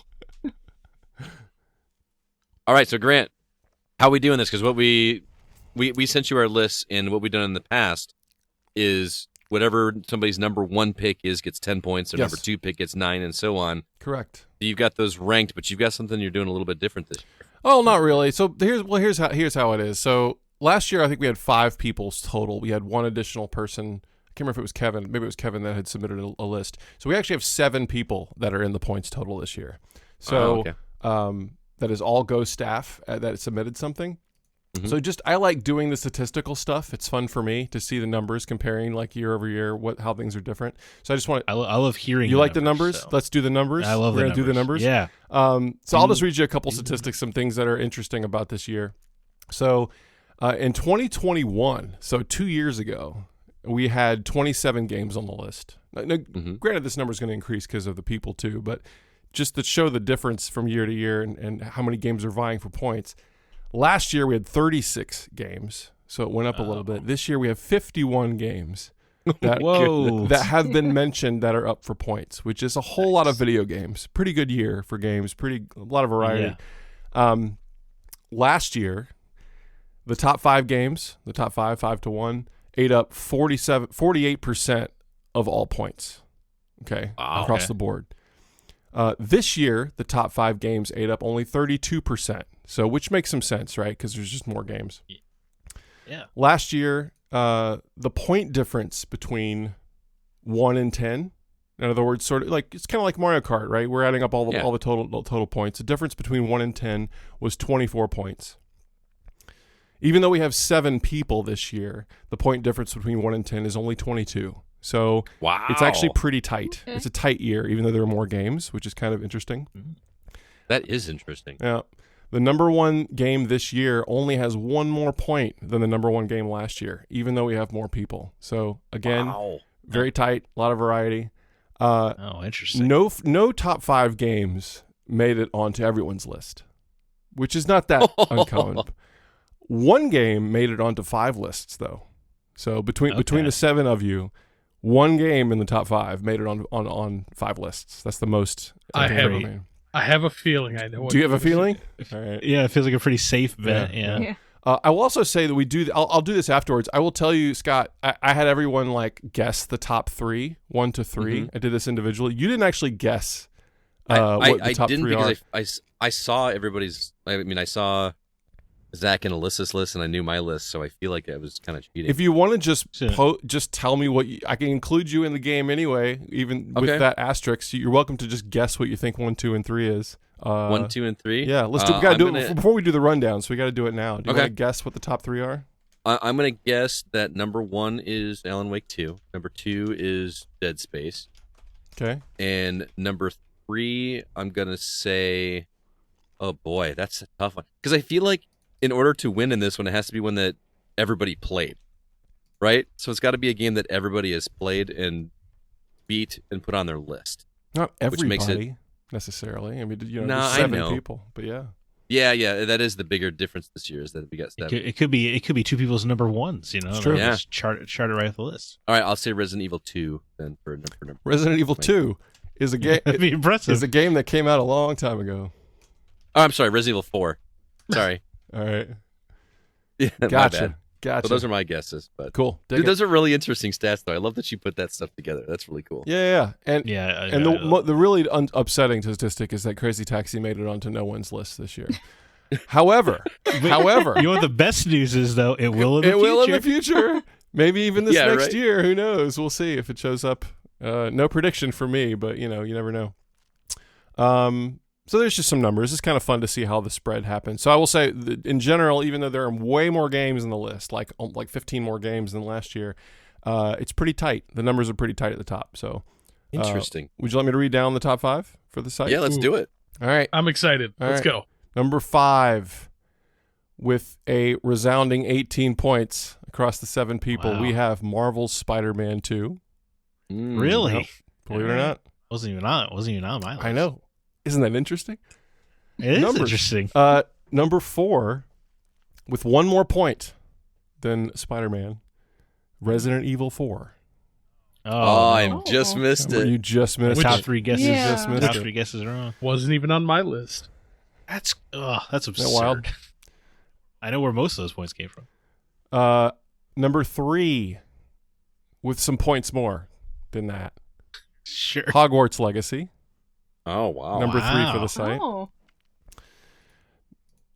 Number 1 and number 2, we have a tie. Oh, no. Oh. No. We have a tie That's for number great. 1. Even with 7 people voting, we have a tie for number 1. Holy cow. These could be interchangeable, but number 1 and number 1 are Alan Wake 2 and Dead Space. Oh, so I got 2 of them, Oh. right? Yeah. So now we have to decide which one is the... You can do that if you want. It's up to you. If you want to order them, you're welcome. I love a little deliberation, so if you want to do that, you certainly can. But yeah, Alan Wake 2 and Dead Space take the top spot. So... well, I'm going to... I feel like we got to pick one. That's my We vote. do have to pick, but we got to discuss it because... well, I'm gonna take the easy route here, at least for me, in terms of an easy answer. I'm gonna pick Dead Space because Dead Space was fun for me to play from front to back. Whereas there were parts of Alan Wake 2 that I did not enjoy. I did not enjoy the combat. I did not enjoy all of the puzzles with the Alan sections of the game. But there was not a moment of Dead Space's remake that I did not enjoy playing. So that would get my vote. I will counter your vote and say Alan Wake 2 because it's something new. Yeah, I mean that's. I- fair Yeah, point. I don't think your remake discounts. So I'm going to say Alan Wake 2 because I think it does stuff with the medium we have never seen before, Okay. and we should recognize that. All I'm right. gonna say Alan Wake 2 because it's just so original. All right. I Is can that sign it? up Are we with allowed? that. Are we allowed? how? Are you trying to push back? Try to use that Scott Clark host energy and push back Wow. on your. I can't really come back League? against a 3-1 vote, man. You could try. Ilmo. You've Ilmo seen disagrees with 12 Angry Men. It's possible. Yeah. Yeah, that's true. We could be a hold up. We need a unanimous. We could just say Yeah. forget this whole thing. We'll go alphabetical order. Alan Wake 2 wins. No, I'm kidding. Ah, I'm joking. It's great style. Same answer. Anyway.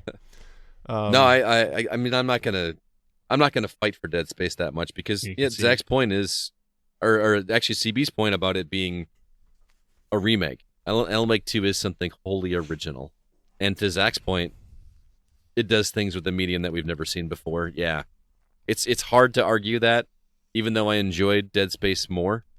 It's not wholly original. It's not something brand new, even though it was built from the ground up. I think I'm not going to fight you. I think it's great that you in these top 2 spots you're representing 2 completely different things. In a world of lots of remakes and remasters and everything, this Dead Space just keeps up with any modern game, right? Any brand new thing.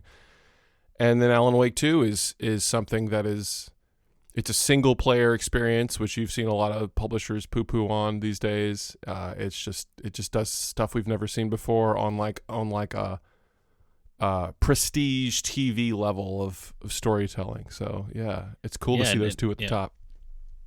And to think, I mean, props to Remedy for making the game, obviously, but for Epic to basically just say, "Here's the money, do whatever you want," is pretty cool. I'm just loving the fact that there's the tie for number 1 was horror games. Yeah, I'll take that. That's true. That's true. And there's another one right there with Resident Evil 4. Resident Evil 4. So that's awesome. I will say last year, number 1 and 2 were only separated by 1 point. So this is like I this is remember not that. like Yeah. this is a precedent, but not almost not. Do you guys remember what they were last year? One was Vampire Survivors. It was. Do you remember number 2? And then I Sonic don't remember Frontiers. two, Sonic though. Frontiers. That was it. Okay. Yeah, Yeah, Sonic Frontiers. 2 games, you could see how those would be so neck and neck, right? They're so similar. Yep. Another fun fact is that the game. Well, do you guys know the game that was on 5 lists? Do you want to guess? And I assume it's Alan Alan Wake Wake. 2? No, you're wrong. Wait, It's Resident Dead Evil 4? Space. Dead Dead Space okay. was not number 1. Was number 1 on no one's lists. The highest That's so it got on interesting. anyone's list was number 3. but it Wow. took it. Slow and steady So wins the race, interesting. right? So more lists at number Yeah. 3 got more points. That's how it works. It appealed to more people, in a really good way, and then won. That's it. That's crazy, man. That's that's a tie. That's unprecedented. Mm-hmm. That now makes me wonder what number 6 was. Well, it's Sea of Stars, actually. Oh, Yeah. Oh. Great game. I would not have Yeah. expected that. Yeah. Actually, no, it's a tie. It's a tie. It's a tie for. Excuse me. I didn't look at the numbers. I looked at the list, but it's a tie for Sea of Stars and Sea of Starfield is 5 and 6. Yeah. Oh, interesting. All right. Starfield tied for 6th. Yeah. Wow. And is. I mean, Tears of the Kingdom isn't even on the top 10. I'm just gonna put that out there. So That's yeah. crazy. This And crazy. What if Well, it's sure. because it's so early in the year? Yep. Well, surely CB's number 1 was Starfield, right? That had to push it up the list. It was not. It was not. Okay. Wow. That's- Aliens Dark Descent. It was not. No? What was it? It was Alan Wake 2. It was. What? Oh. Yeah. Okay. Wow. Starfield was my number 2. All right, well now, so the Gaming Outsider collective game of the year by core hosts and writers of the website is officially Alan Wake 2. With a close Determined by a committee tiebreaker. Yes. Yeah. I'm Which I pretty lost. sure. Yeah. I lost. You had mentioned, you'd even mentioned like I don't really, I'm around all the time, but you'd even mentioned me sticking me in the staff category, which I was like that'd be fun, but I'm just going to put mine in the community pile. But if I had been in here, it would have been in Alan Wake. That would have won. So my points would have tilted it. So we chose correctly. Yeah, there you go. I got to see you guys fight over it. So Well, speaking of Grant, we always ask for your top 5 games of the year as well. yes, What were your top 5? number 5 for me was Tears of the Kingdom. Great game. Number 4 was Resident Evil 4. Number Nice. 3 was Metroid Prime Remastered. Wow, that low? Nice. Love it. That low because Cocoon was number 2. Oh, I have to play that That game. game is perfect.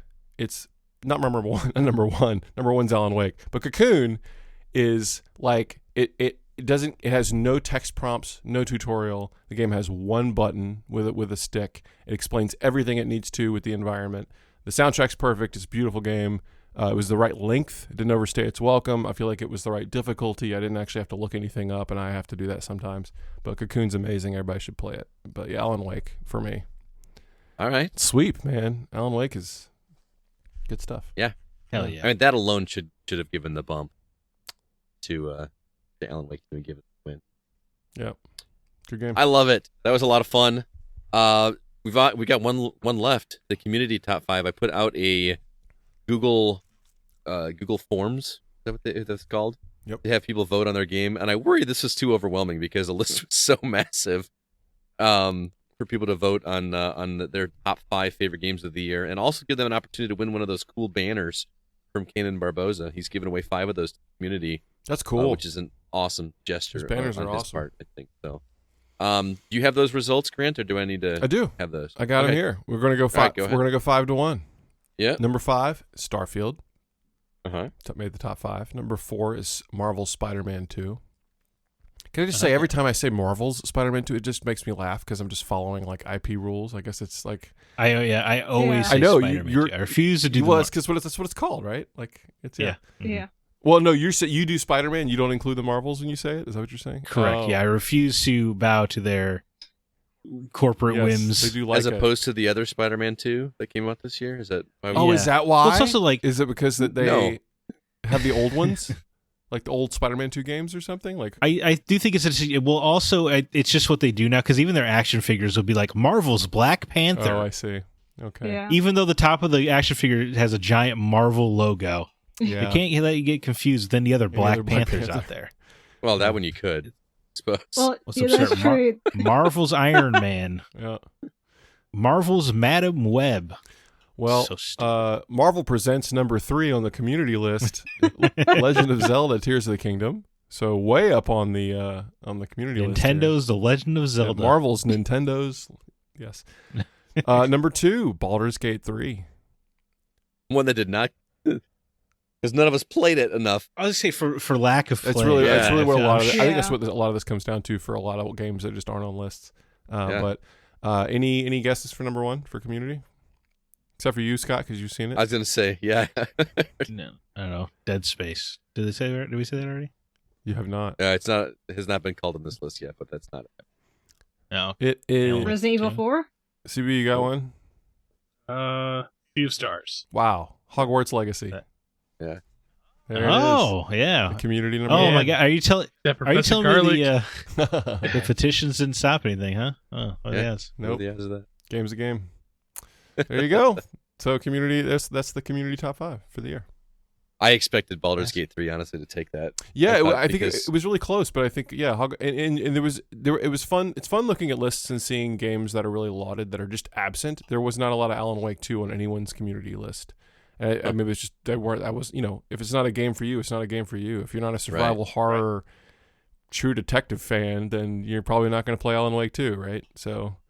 But I also and Hogwarts Legacy is the only game to beat Call of Duty in the sales in a decade. Wow, So, I guess really it's a pretty popular. interesting. Well, we'll see the second one here in 2 years. I also find it interesting that Starfield took number 4, or what? I'm sorry, you said number 5? 5, yeah. Yeah, for a game that's supposedly not being reviewed very well. Yeah. Eh. Just saying. Yeah, I don't think it's like a love it or hate it. I think it's more of like a love it or but I don't know. Yeah. Hit some lists. So It was just so overhyped. I'm still gonna hang on to that. All right, very. They didn't have any choice though. I mean, it was. It's not. I don't think it's the game's fault. It was overhyped. It was the Xbox Yeah. fan base needed a win so badly. well, they really Yeah. did. Like I remember there was a 30-minute overview trailer for Starfield that Yep. showed Yeah. that you could do everything, and my mind was blown. And then it was everything that wasn't that stuff that turns it into something a bit more middling for people. Like no space travel Yes. and stuff like that. So I don't know. I just don't know why they didn't just mask the loading screens with like space travel. I don't know. I think that would have alleviated a lot of what people are. That's complaining what about, that's but what this whatever. next year's for, right? Isn't that the whole They're the gonna whole thing? Gotta fix it. Yeah, that's what we do with video games now. We put them out, get all the money, and then we finish it later, sometime. It's just everything's early access now. We just don't call it that. You're not wrong. Very last thing we do is, and we kind of talked about this in a previous episode, but what are your most anticipated games of 2024, CB? I have 3. Okay. And I'm really torn on one of them. So I'm gonna start with the bottom and work towards the most anticipated. Okay. Number 3 for me, Skull and Bones. Okay. I have almost no interest in that game. I from the beta that I have played now, I adored it. Okay. Because I played that recent one that just what was it, a couple weeks ago. Uh-huh. Loved it. I can't wait for more. I love being a stupid pirate. 2 Hellblade 2. Oh yeah. Mhm. I I'm like- forgot. Oh well, that and if it actually does come to fruition, I guess Wolf Among Us 2. But for me, Star Wars Outlaws, man. It's on my list. I want so bad.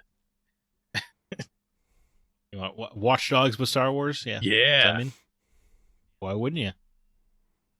Like Flame Towers and stuff. 'Cause it's I mean, Ubisoft. I'm just more excited about something being the Star Wars universe that isn't about a Skywalker, isn't about It's not a lightsabers. It's Jedi. about lightsaber. Yeah, they've done it with TV. Now they should do it with games. I'm Yeah. with you. I'm with you. Don't get me wrong, I love that whole thing, but it's time to move on to the bigger universe that is out there. More things going on. Need the end. Right. It's the closest we're ever going to get to Amy Hennig's Star Wars game. Right. We need the indoor game where it's just. I need to watch it's that. just. It's my favorite. Oh my god, that's like one of my. Forget Star Wars. It's one of my favorite TV shows of all time. Is Andor. Really? Oh Okay. my god. But I like but it just takes place in a courtroom. It's just courtroom. What's the court? Oh, Ace Attorney, but it's Star Wars. I don't know. Anyway. Government. All right, Alyssa, what are you drama. looking most forward to next year? I have 5. First off, Final Fantasy VII Rebirth. It's on mine. Next up, Banisher's Ghost of New Eden. Mm-hmm. I'm a big fan of Don't Nod, and it looks fantastic from the trailers. Persona 3 Reload, because I never got to play Persona 3. This one's just pure nostalgia. Tomb Raider 1 to 3 remastered. Yeah. Oh, I forgot about that. Because I just want to relive my childhood. Yeah. But with some, a bit better graphics. And then Senua Saga Hellblade 2. The only one on my list that you haven't mentioned is Prince of Persia: The Lost Crown, which I'm excited for that game, but I did not realize until this week that is a $60 game. 50. Oh, it's 50. Is it 50? Yeah, I thought I don't it know was where I less than read that. 60. I just was shocked that that was a full price game.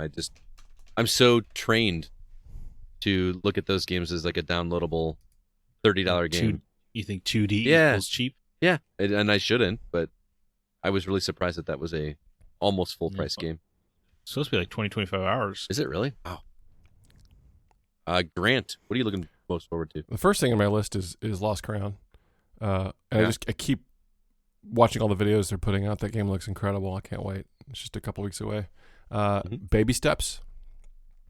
Just because it looks insane. You guys, do you see Is the that the trailer they showed at the Game Awards? Yes, with the person that walks. It's like yes. It's like QWOP. Yes, basically that one. 3D with the dude who can't walk. I just want to try it because it looks insane. The Mario vs. Donkey Kong remake, because that is one of my favorite like puzzle, action puzzle platformer things on GBA. So that's really cool. That's coming like February, I think. So that should be really good. Metroid Prime 4, because I've decided it's happening. It is decided. It's decided. We're doing it here. CB, you can't say it's coming out because then it will be canceled forever. Rollers of the Realm 2. Did you play the first one, Scott? Are you familiar with that? Rollers of the Realm? That's the pinball fantasy RPG. Yes. So the new one, there's a demo out for it, but it's awesome. It's like a really fun pinball RPG game. With I didn't know it was 2. I thought it was just like a remake, a remaster, like a reimagining. It's brand new. It's a whole new game. Rollers of the Realm 2, and there's a demo, and it's awesome, and I can't wait. Replaced, which is this kind of like noir pixel art looking game that was announced 2 years ago. I think it's coming out this year, but they haven't said much. I think they're finishing it up. And then Crazy Taxi, because, I assume it's this year that they make those. They put those remakes out. All those remakes look cool. Shinobi looks cool. They do. Streets of Golden Rage Axe looks good. So we'll see. But yeah, what a surprise that was, by the way. I love that. That's great. That's doing. Yeah. I think that's a lot of. As long as they do them well, I think that's what people want. And I love the way they reveal that too. It looked like a commercial from the 90s. Yep. That they even did like the Sega. Yes. Like just the two people sitting on the couch. I just thought the whole reveal was great. Yep. Good list. Zach, any left? Yeah, well, the game I'm most excited about is Prince of Persia: The Lost Crown, because it says Prince of Persia right on the box. Yeah. It's probably it's coming out like days after this is released. It was a demo too, a couple days, I think, a few days early. Yeah, the week before. I'm very excited for that. I've said Rebirth obviously looks great. I'm getting very interested in Banishers of Ghost of New Eden. I think it looks very, very good. The more and more I see of it, the better and better it looks. But then 2 games later in the year, I'm really excited about is the Plucky Squire. Yeah. Oh, I forgot about that one. That one. It looks so charming.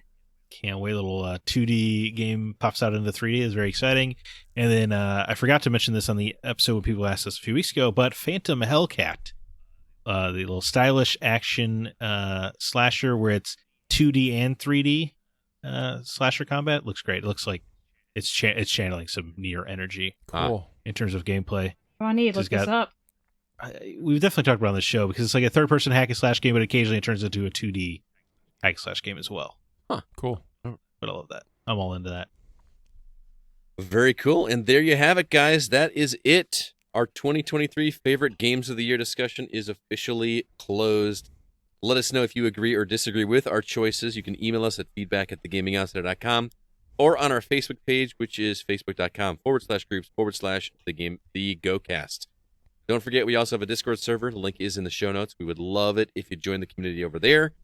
Grant, thank you so much, man. This is a highlight of the year for me, and this year was no different. I had an absolute blast chatting with you, man. It's super fun. I love you guys, and I love math, and I love video games. So it's a great time. I can tell. Hope you guys all listening to this enjoyed this as well. Thanks to Zack, Chris, and Alyssa as well. You guys rock. We made it another year together. This is great. Any final words from you guys at all?